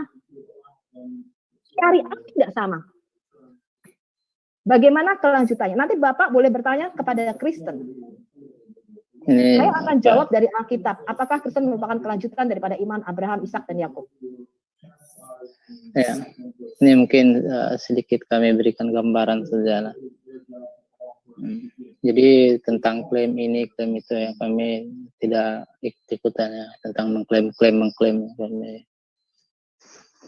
Terus dikatakan, kalau dikatakan melaksanakan syariatnya Islam semua, bukan tentang syariat. Kalau kata Rasulullah, semua para nabi itu ayahnya satu, ibunya beda. Maksudnya esensi message-nya itu sama, tetapi syariatnya yang berbeda. Esensi message yang dimaksud adalah menyembah langsung saja kepada Sang Pencipta tanpa melalui perantaraan yang lain. Makanya lawan dari tauhid itu musyrik. Musyrik dimaksud adalah mereka tahu mereka sedang menyembah Pencipta semesta alam, tetapi melalui perantaraan seperti perantaraan tadi yang Ibu sampaikan Goranik misalnya, yaitu Lata, Manna, dan Uzza. Mereka tahu ya, wala in sa'altahum man khalaqas samawati wal arda la yaqulunna Allah. Kalau kamu tanya mereka akan, siapa yang menciptakan langit dan bumi, mereka akan berkata tentu adalah Sang Pencipta Allah. Gitu. Tetapi mana buduhum illa liyuqarribuna ilallahi zulfa. Tidaklah kami mengibadahi, mengagungkan Lata, Mana, Uzza, Hubal, ya. Terus apalagi yang sembahannya Nawat, Suwa, Yagut, Ya'uq, Nasra. Semuanya itu tujuannya adalah sebagai perantaraan antara diri mereka dengan Sang Pencipta. Gitu. Itu Bapak tahu apa gelarnya Dewa Hubal? Ini tema Al-Quran. Ya. Tadi Bapak menyebut Dewa Hubal dan berhala-berhala yang ada di Ka'bah. Bapak tahu apakah gelarnya Dewa Hubal? Jangan ke sana sini. Yo, saya bicara sejarah nih Pak. Saya bicara arkeologi. Ya, bicara apapun ada ya, Dewa Hubal itu gelarnya siapa? Bapak tahu nggak? Gelar daripada Dewa Hubal. Bapak Ibu lah yang lebih tahu. Gelar daripada Dewa Hubal adalah Al-Ilah, Pak. Itu dari inskripsi yang tertua yang kita temukan di Arab. Bapak tahu nama inskripsinya? Ya, jadi gini, Bu. Ya, setiap yang kami paham. Jadi saya mencoba membawa kepada mana-mana universal yang ada di dalam Quran. Ya. Nah, bicara makna universal. Aku bicara inskripsi kita kan yang kita temukan. Ibu, dengarkan saya. Mau prasasti ini, prasasti itu. Ya. Jadi, wahyu itu diturunkan bilisani qaumi. Ya, dengan lisan kaumnya. Apa yang disampaikan kepada Musa tentu dengan lisannya Musa. Bahasa-bahasa, rasa bahasa, etimologi, terminologi, terus idiom-idiom yang ada di zaman Musa. Tentang rasa-rasa bahasa, makna-makna bahasa. Semua di zaman Adam, di zaman Nuh, di zaman Ibrahim begitu. Di zamannya Arab, Muhammad, dengan rasa bahasa Arab. Ini yang coba disampaikan Al-Quran. Bahwa mari kita yuk menyembah hanya kepada Sang Pencipta saja. Semua selain Sang Pencipta kita singkirkan. Adapun orang-orang yang mulia, ya mereka adalah orang-orang yang mulia di sisi Pencipta kita. Tapi jangan kita jadikan sebagai perantaran kita dengan Sang Pencipta. Itu pesan message dari Al-Quran, message dari Islam. Makanya namanya La ilaha illallah. Kalau diterjemahkan ini mungkin Pak Tristan tadi terpaku pada terjemahan Indonesia, ya, rasa bahasa Indonesia. La ilaha illallah, tiada Tuhan selain Allah, itu salah. Ya. La ilaha illallah itu artinya la ma'buda bihaqqin illallah. Makanya tauhid artinya kita mengesampingkan semua yang kita agungkan Sang Pencipta saja. La ilaha illallah, la ma'buda bihaqqin illallah. Artinya tidak ada yang berhak diagungkan dengan sebenar-benar pengagungan kecuali hanya Pencipta saja. Gitu. Oke. Saya tanya, tadi Bapak menyebut la ilaha illallah, artinya tidak ada Tuhan selain Allah. Gitu ya Pak ya? Enggak. Kami enggak pakai itu. Apa artinya? La ilaha illallah artinya la ma'buda bihaqqin illallah. Tidak ada yang berhak kita agungkan selain Sang Pencipta saja. Muhammad diagungkan enggak? Kemudian kita menyembah. Bagaimana kita mengagungkan Sang Pencipta? Tentu dengan tuntunan ya yang dibawa oleh utusan Sang Pencipta. Waktu di zamannya Adam, di zamannya Noah, tentu kita menggunakan yang dipakai Noah. Di zamannya Musa, kita memakai yang dipakai Musa. Di zamannya saya bisa Daniel. Tanggapi Pak Sumarlin nggak? Itu yang poin yang silakan sampaikan. Ya, silakan. Pak Sumarlin. Kalau tadi Pak Tristan itu tegas ya, kalau Pak Sumarlin ini kan kompromi ya. Oke, baik. Kalau memang Pak Sumarlin menyatakan itu sama, ya, dari sisi nama, kita coba buktikan apakah itu klaim atau bukan ya. Dengan cara apa? Kami tidak mengatakan sama dari sisi nama ya. Ya, dari sisi nama itu banyak. Nama itu tidak ada kata tegas ya, kompromi ya. Jadi silakan ditanggapi aja. Oke.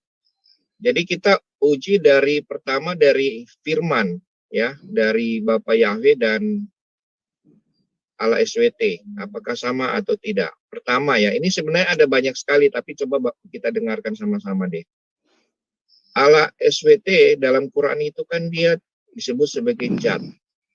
Sedangkan Tuhan dalam Alkitab itu adalah Roh. Di sini jadi satu topik lagi. Kemudian yang kedua. Satu dulu Pak, satu-satu. Nanti di yang kedua. Sekalian. Kedua, Al-SWT itu di dalam Quran itu dia menyebut dirinya sebagai Khairun Makirin ya. Tetapi di dalam Alkitab ya, Tuhan Bapak Yahweh itu sangat membenci kebohongan, penipuan, bahkan Baik, cukup dengan Fokus demikian itu ya, Pak. ya, katakan ya, tidak katakan tidak. Makanya nggak ada sumpah ya di dalam Kristen. Tiga ya, Baik. ketiga. Tuhan di dalam Alkitab itu kalau nabinya atau manusia berdosa dia menghukum.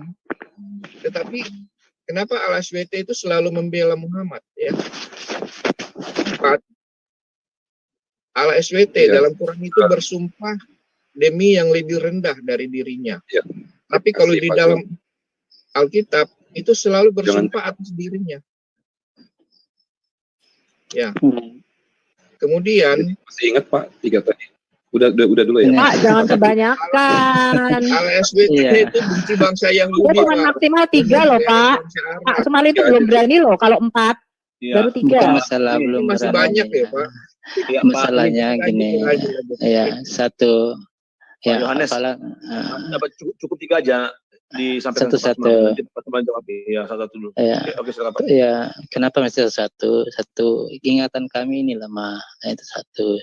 Kedua, ya ada hal-hal yang butuh banyak pembahasan yang harus kami menilik lagi kembali gitu. Dan mungkin kami tidak ingat di saat ini, tidak hafal di saat ini. Kami tidak seperti bapak-bapak, ibu-ibu yang mungkin sudah menyiapkan slide, menyiapkan ini ya. Kami di sini berbicara berdasarkan apa yang terhafal dari kami, masih kami ingat gitu. Itu. Jadi mungkin satu-satu. Tadi nomor 1 apa tadi, Pak? Halo? Nomor 1 dulu, Pak. Allah Bapa adalah zat, tidak punya roh. Kalau Allah Alkitab adalah roh. Ya. Zat artinya esensi ya.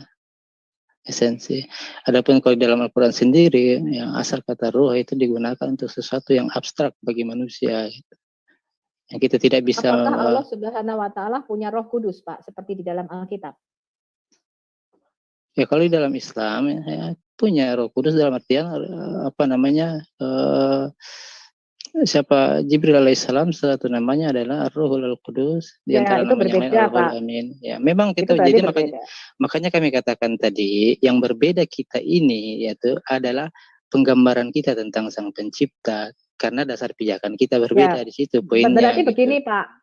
Kalau di dalam perjanjian lama, orang Yahudi mengatakan ada roh Allah, ada ruah hakodes, mereka menyebutnya ruah hakodes, Allah, ya. Allah itu adalah Yahweh, ada firman atau dafar Yahweh, mereka menyebutnya. Kemudian ada ruah Yahweh atau ruah hakodes. Di dalam Kristen perjanjian baru kita menyebutnya Allah Bapa, firman adalah Sang Anak, dan Roh Kudus. Nah ini sejalan. Begitu sampai Islam, Pak, ini kok belok, Pak, jadi Jibril, Pak, Roh Kudusnya. Berarti berarti begini Pak, saya bisa menyimpulkan premis Pak Tristan lebih tegas dan lebih jelas, ya. Kalau Allah kita sama, ya saya bisa memahami ini dalam konteks pastilah kita mencari Tuhan yang sama, nggak usah Islam apa Kristen. Agama-agama lain juga mengatakan Hindu, Buddha dan sebagainya kepercayaan bahkan menyembah Tuhan yang sama. Itu salah satu poinnya. Nah, itu gini Pak, itu persamaan secara superficial. Jadi cuma di permukaannya aja sama. Tapi begitu kita membedah lebih dalam, itu perbedaannya luar biasa secara fundamental. Iya, makanya saya bilang tadi, kita kalau sudah menggambarkannya itu berbeda karena pijakan kita berbeda. Makanya hal-hal yang bisa lebih universal yang bisa kita bawa ke ranah seperti ini, benar tadi yang dikatakan Pak Samuel, itu kan subjektif kita gitu kan, karena kita membawanya dari dasar pijakan kita. Sekarang yuk marilah kita coba mencari hal yang sifatnya bisa lebih universal, gimana gitu. Kita coba singkirkan dulu hal-hal yang dogmatis kita gitu. Kita bawa ke sini enggak, kita bawa ke situ enggak. Ya, itu lebih ke karena ini kan ruang apologetika, Pak Sumarlin. Kecuali nanti kalau saya ketemu Pak Sumarlin, kita makan ketupat rame-rame, Pak. Itu beda. Saya sama Samuel juga. Nah, itu beda ruangan. Tapi di dalam CA ini bukan ruangan makan sarasean gitu loh, Pak. Ya, ruangan diskusi. Iya, diskusi itu harus ada perbedaannya supaya kita belajar. Benar. Nah kalau, oh iya saya setuju sama Pak Sumarlin, oh iya saya juga setuju sama Sofiatul, ya ngapain kita diskusi, Pak? Kita makan lontong bareng aja. Iya. Kalau di dalam Islam kita lebih dicenderung untuk mencari persamaannya, ya, makanya diajarkan ta'ala ila kami. Sama Islam. Kalau ini diskusinya sama Kristen dan sama Yahudi. Iya, dengan Kristen pun kita disuruh nyari yang yuk kita nyari yang sama dulu. Betul, yang itu kalau nanti, Bapak gitu. Dalam ruang sarasean kalau mulai dari ngomong sudah Mulai dari awal yuk kita beda. Wah, itu kalau Bapak ada di dalam ruangan sarasean diskusi kebangsaan. Aduh, Itu kita sama-sama manusia, sama-sama satu bangsa. Saya setuju. Saya pendukung Pancasila, Pak. Kalau Bu Sophie cocoknya dengan Pak Tristan. Duet Bu Sophie, Pak Tristan. Ya bukan masalah cocok. Kita membicarakan, kalau saya orangnya memang terus terang iya, enggak.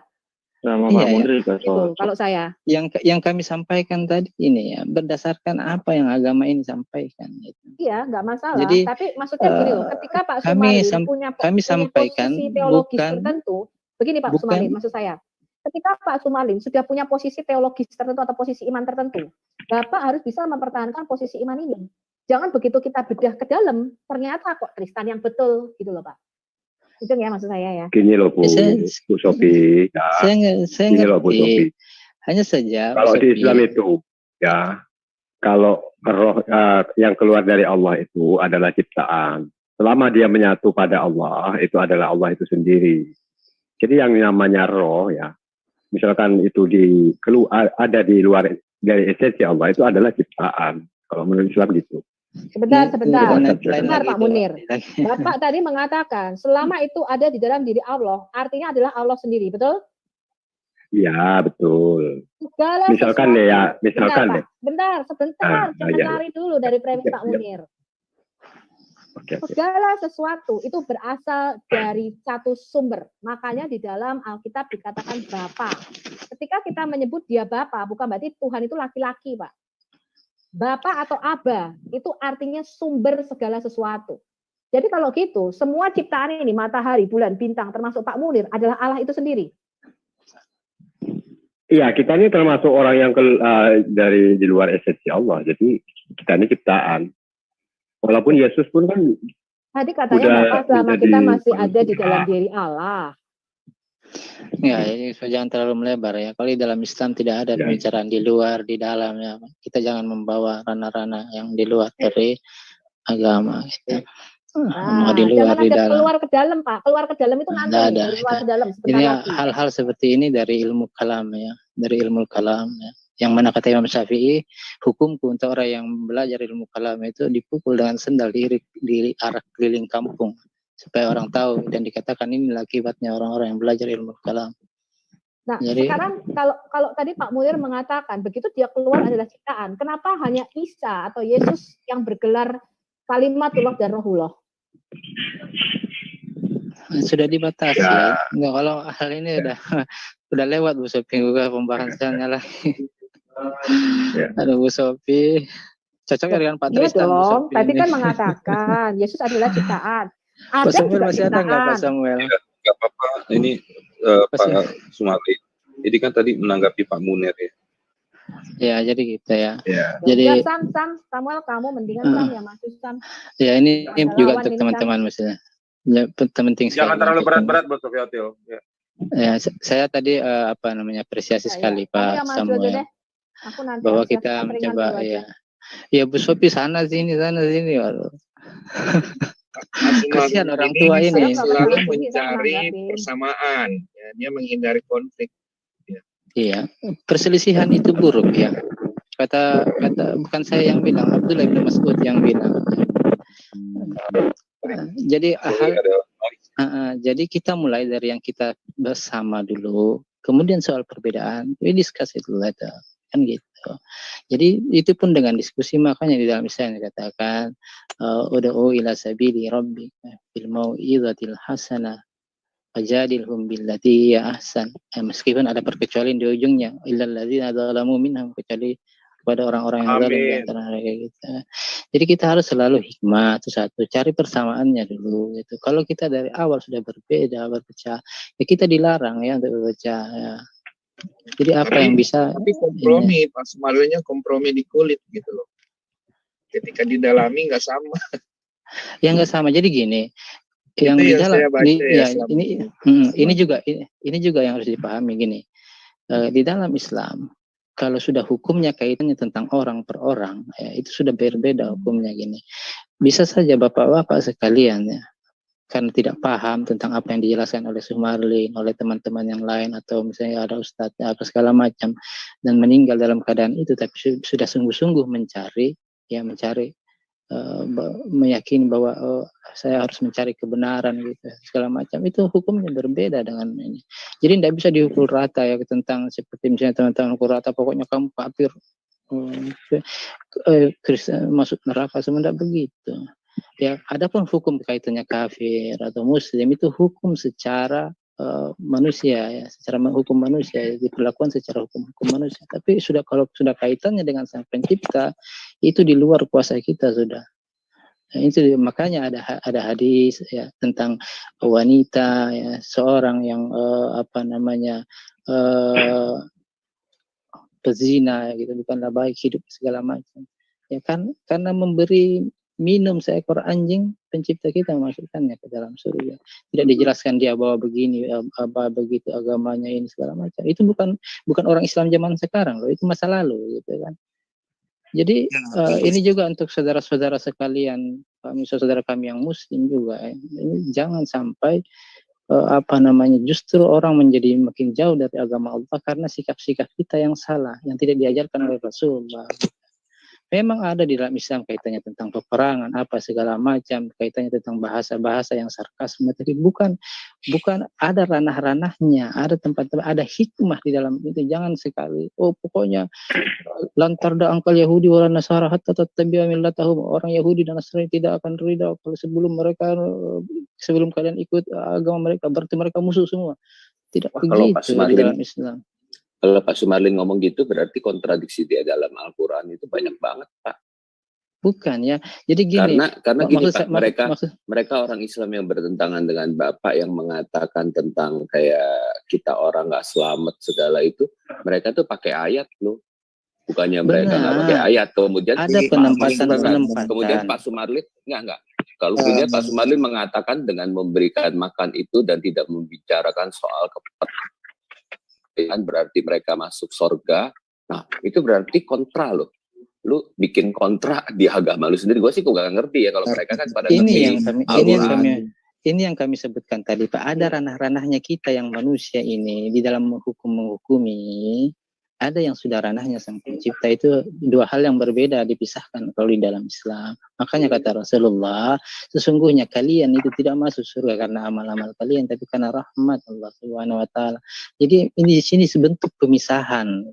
Ada pemisahan, ada yang ranah-ranahnya manusia kepada manusia gitu. Jadi makanya di dalam Islam itu penting sekali kaitannya ilmu dan hikmah itu bergandengan. Jadi misalnya gini, saya ngomong sama paman saya yang Nasrani misalnya, paman ini masuk neraka, apa segala macam, ini ayatnya anaknya. Begitukah? Tidak demikian diajarkan. Rasulullah sendiri ada punya paman yang non Muslim, dia tidak begitu, kan begitu. Jadi di dalam dakwah itu di dalam Islam itu adalah ibadah. Dia juga terkait dengan syarat-syaratnya, terkait dengan rukun-rukunnya, terkait dengan sunnah-sunnahnya, sama dengan sholat gitu. Bapak tahu gak? Pak dulu tuh ya. Mas Sumarlin kalau ngobrol sama teman-teman Muslim cocok nih. Pasti ini dengan Gus Dur ya Pak Sumarlin ya? Enggak, gini Mas. Ya Pak Sumarlin itu ya, Pak Sumarlin itu sentuhlah dia pada hatinya, dia akan jadi milikmu untuk selamanya. Tuh, jadi Pak Sumarlin ini menyentuh aja. Ya, tapi memang kebanyakan orang tersentuh hatinya. Aku mau tanya sebentar ya, gini loh Pak Sumarlin. Aku tuh kan nggak pernah mempelajari Islam ya. Dulu tuh ya, anaknya siapa tuh namanya, anaknya Kiai ya, anaknya Kiai punya pesantren ya, ngajak istri saya itu kerjasama di bidang apa namanya, di bidang haji sama apa umroh ya. Wah, itu kita kerjasama tuh. Saya punya travel, biaya dari ya sama-sama lah, ada teman-teman lain lah. Tapi kemudian ada itu dan akhirnya berhenti. Kemudian kan saya baca Al-Quran ya. Waktu saya baca. Tadinya kan saya pikir mungkin itu wahyu Tuhan kepada Islam. Tapi begitu saya baca loh kok beda ya. Seperti yang tadi Bu Sofi ngomong. Kemudian saya sampai kepada An-Nisa ya, pasal berapa? Pasal 4 ya, ayat 24 ya. Mengenai perang. mengenai perang, tidak boleh mengambil perempuan yang sudah bersuami kecuali budak-budak. Kemudian kan saya pikir budak, begitu dibaca tafsirannya, itu ternyata adalah tawanan perang gitu. Dan tadinya para sahabat itu ragu-ragu, kalau saya nggak salah ya, itu yang saya baca itu ya. Tapi kemudian turun firman mengatakan boleh. Nah kemudian kan saya jadi puyeng tuh ya. Wah, Iya. benar. Soalnya gini Pak, Bapak tahu nggak di dalam Ulangan pasal 21 ayat 10 saya bacain ya. Apabila engkau keluar berperang melawan musuhmu dan Tuhan Allahmu menyerahkan mereka ke dalam tanganmu dan engkau menjadikan mereka tawanan dan engkau melihat di antara tawanan itu seorang perempuan yang elok sehingga hatimu mengingini dia dan engkau mau mengambil dia menjadi istrimu, bukan menjadi budak loh ya, maka haruslah engkau membawa dia ke dalam rumahmu. Perempuan itu harus mencukur rambutnya, memotong kukunya, menanggalkan pakaian yang dipakainya pada waktu ditawan dan tinggal di rumahmu untuk menangisi ibunya, bapaknya sebulan lamanya. Sesudah demikian, bolehlah engkau menghampiri dia dan menjadi suaminya, sehingga ia menjadi istrimu. Apabila engkau tidak suka lagi kepadanya, maka engkau harus membiarkan dia pergi sesuka hatinya. Tidak boleh sekali-kali engkau menjual dia dengan bayaran uang. Tidak boleh engkau memperlakukan dia sebagai budak, sebab engkau telah memaksa dia. Ya, jadi kalau you perang, menjadi tawanan perang, tentu perempuan itu mungkin ada kebencian. Karena ada orang tuanya, saudaranya, apanya yang dibunuh. Tapi lu mau jadiin dia istri, tapi lu harus kasih dia waktu untuk menangisi bapaknya, ibunya satu bulan, dan kemudian setelah kamu tidak suka pun kamu harus membiarkan dia. Kamu tidak boleh melakukan itu karena kamu paksa gitu. Jadi Tuhan yang di dalam Alkitab itu seperti itu. Lalu kalau Tuhannya yang saya baca di tempat Bapak, lo kok bisa memperbolehkan orang udah punya suami? Sebentar gini, kalau andai kata sekarang saya perang sama Bapak, kemudian saya mau ambil istri Bapak, padahal Bapak masih hidup gitu. Nah itu kan apalagi nggak pakai proses-proses ya, cuman tunggu selesai haid, kemudian diambil, itu kan ini singkat. Haid itu kan cuma berapa? Paling lama yang 1 bulan kalau dia baru pada waktu itu baru haid. Tapi kalau pertengahannya paling kira-kira 2 minggu, gitu kan? Nah kemudian saya kan melihat loh, kok begini? Kemudian saya tanya lagi, loh ini yang ngomong siapa? Kami apa semua? Selidik saya tanya, oh itu adalah dari Jibril kepada, oh dari Jibril semua. Kemudian saya tanya, di mana ada ngomong? Cuman ketemu, pernah ketemu di dalam Isra Mi'raj. Isra Mi'raj ketemu, ngomong apa? Saya nggak dapat jawaban tuh. Saya baru dapat jawaban terakhir tuh dari Umi Dini. Dia mengatakan itu tidak ada perkataan Pak, itu seperti apa? Tapi bisa kayak komunikasi kan? Katanya ada itu. Saya mau tahu itu mimpi seperti Bu Sofi ngomong atau benar-benar ada? Kalau bukan mimpi kan? Kalau mimpi kan bisa seperti gini nih, saya ketemu Sumarlin, saya ngomong-ngomong tentang hal andai kata bikin kongsi, bikin bakpao gitu.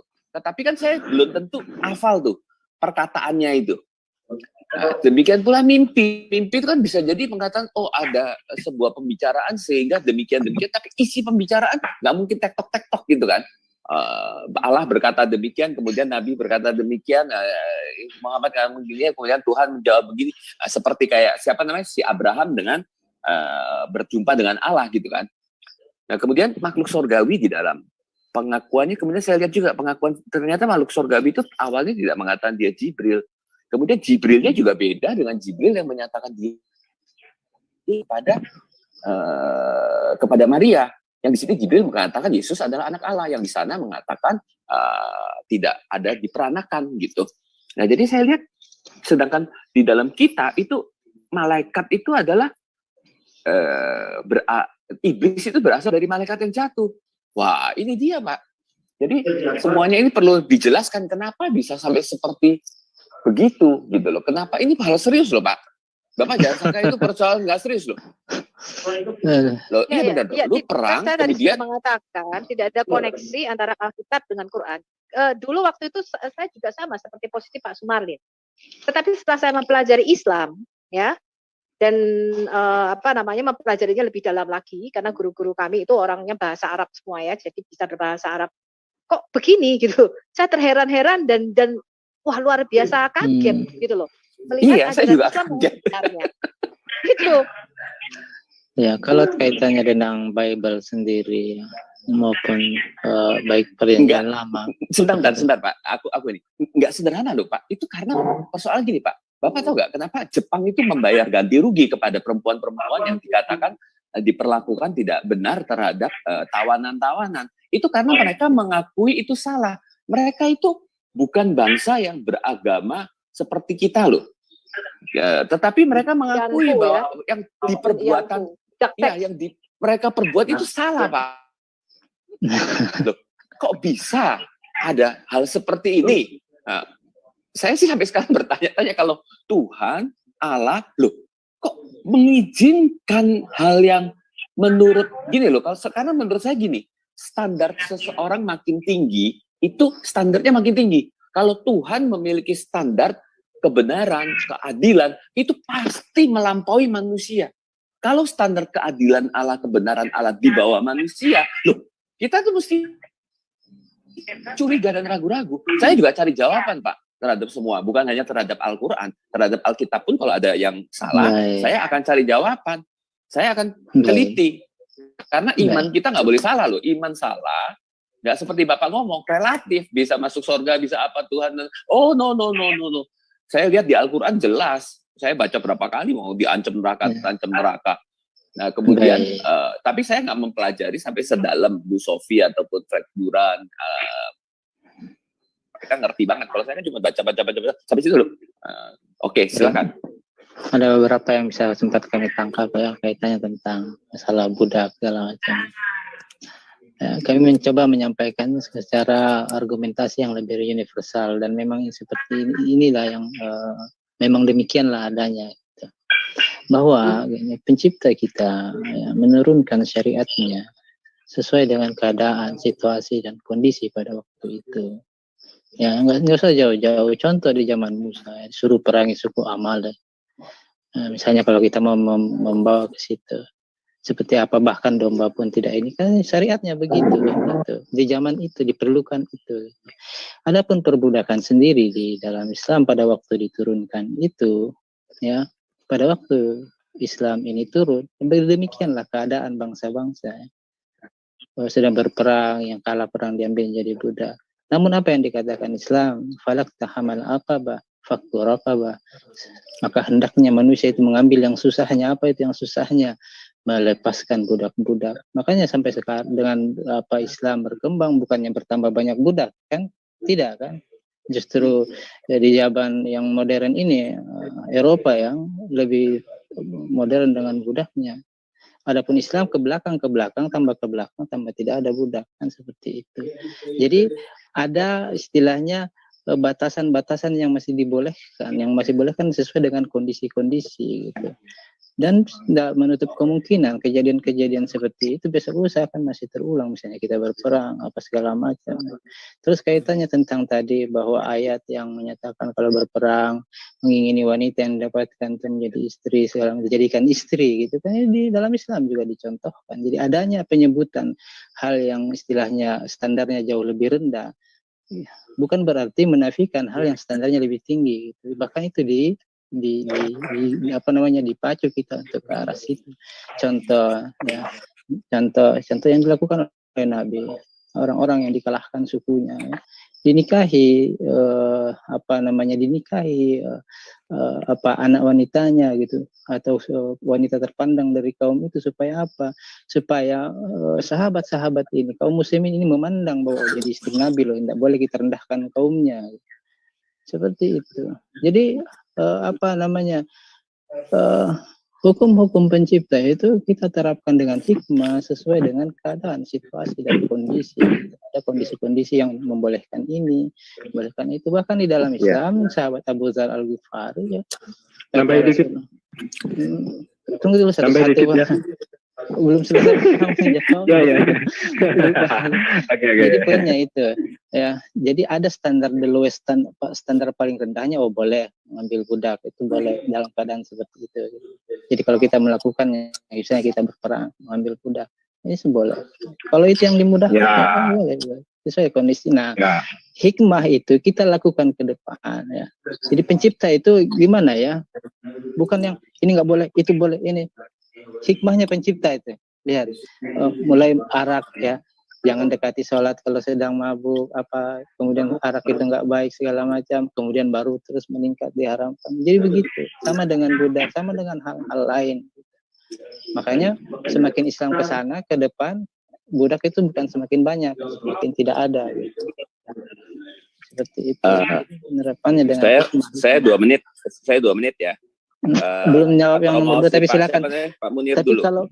kalau Pak gini, satu poin aja supaya Satu poin Pak tentang itu Pak, tentang budak diperlakukan untuk dikawinin gitu aja ya Pak. Udah punya ya kan gini Mas ya, kenapa Islam itu menghalalkan perbudakan ya? Memang perbudakan itu sebelum Islam datang sudah ada ya, saya rasa. Dan yang paling cepat itu ya menghapuskan perbudakan adalah Nabi. Bagaimana caranya? Barang siapa yang melanggar sumpah ya, harus membebaskan budak kan gitu kan. Jadi kenapa Islam itu menghalalkan budak gitu kan? Karena kalau zaman jahiliyah dulu, Islam pun kalau diperangi kan istri-istrinya diperbudak juga gitu, dan hartanya dirampas. Ya kurang lebih sama aja manusia itu ya gitu. Jadi memang pencipta. Oke, aku jawab ya. Gini, aku jawab ya. Silakan. Aku jawab dulu ya. Nanti teman-teman mau tambahin, oke. Aku 2 menit. Begini Pak, kalau kita bilang mengenai sesuatu ya, sebuah bangsa, saya tuh nggak pernah nyinggung gini.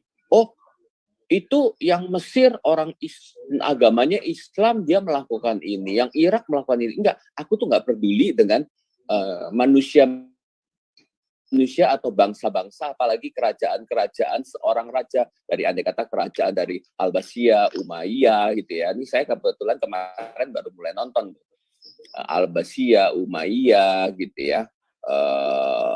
Itu saya nggak terlalu peduli Pak. Saya itu peduli dengan sumbernya. Kalau orangnya ya Pak ya, bisa jadi agamanya itu memang dari Tuhan, tapi orangnya memang anak setan gitu. Jadi itu nggak bisa kita nilai. Yang saya nilai itu saya nggak lihat, andai kata ada satu orang brengsek, dia adalah orang Katolik, berarti Katolik brengsek. Nggak begitu, nggak bisa. Kita harus lihat Katoliknya ngajarinya apa. Gitu. Bukan ngelihat ada orang Katolik brengsek, kemudian Katolik yang brengsek. Ada Protestan dari gereja GRII yang dikata yang brengsek, kemudian Stephen Tong brengsek. Enggak. Itu tergantung ajarannya. Jadi saya juga kembali kepada Alkitabnya. Saya masuk kepada apa yang Bapak percayai sebagai sumber gitu. Nah, Tuhan itu tidak pernah berubah, Pak. Di dalam sistem moral itu yang dosa adalah dosa. Lalu kemudian bagaimana dengan Tuhan menyuruh membunuh Amalek dan Tuhan menyuruh membunuh Median dan bangsa-bangsa sekeliling dari Kanaan. Karena itu sudah dinubuatkan di dalam pasal 15, yaitu di dalam pasal 15 ayat 13. Firman Tuhan kepada Abraham, ketahuilah dengan sesungguhnya bahwa keturunanmu akan menjadi orang asing di suatu negeri yang bukan kepunyaan mereka, dan mereka akan diperbudak dianiaya 400 tahun lamanya. Itu ayat 13. Ayat 16-nya, tetapi keturunan yang keempat akan kembali ke sini, dan sebelum itu kedurjanaan orang Amori belum genap, belum mencapai puncaknya. Jadi kalau Tuhan membunuh, itu sifatnya adalah penghakiman. Dan itu harus atas perintah Tuhan. Jadi Tuhan perintahkan Muhammad, Allah memerintahkan Muhammad membasmi suatu bangsa, saya nggak akan komplain tuh. Karena itu ada perintah khusus gitu. Karena ada suatu maksud tertentu, andai kata ya. Itu adalah hak prerogatif Allah.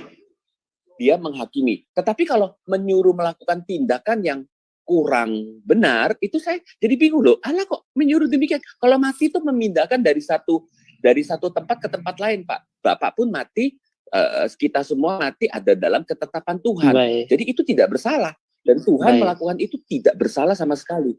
Tapi kalau Tuhan menyuruh sesuatu tindakan yang secara itu tidak benar, nah itu kita mulai ragu-ragu.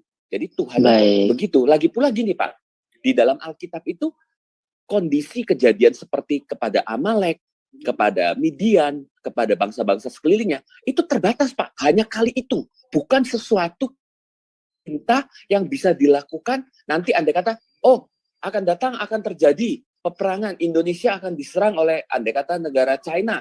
Kemudian kita boleh melakukan lagi. Ataupun gimana gitu. Nggak bisa. Itu hanya pada posisi itu saja. Sedangkan yang terjadi saya lihat itu ada sebuah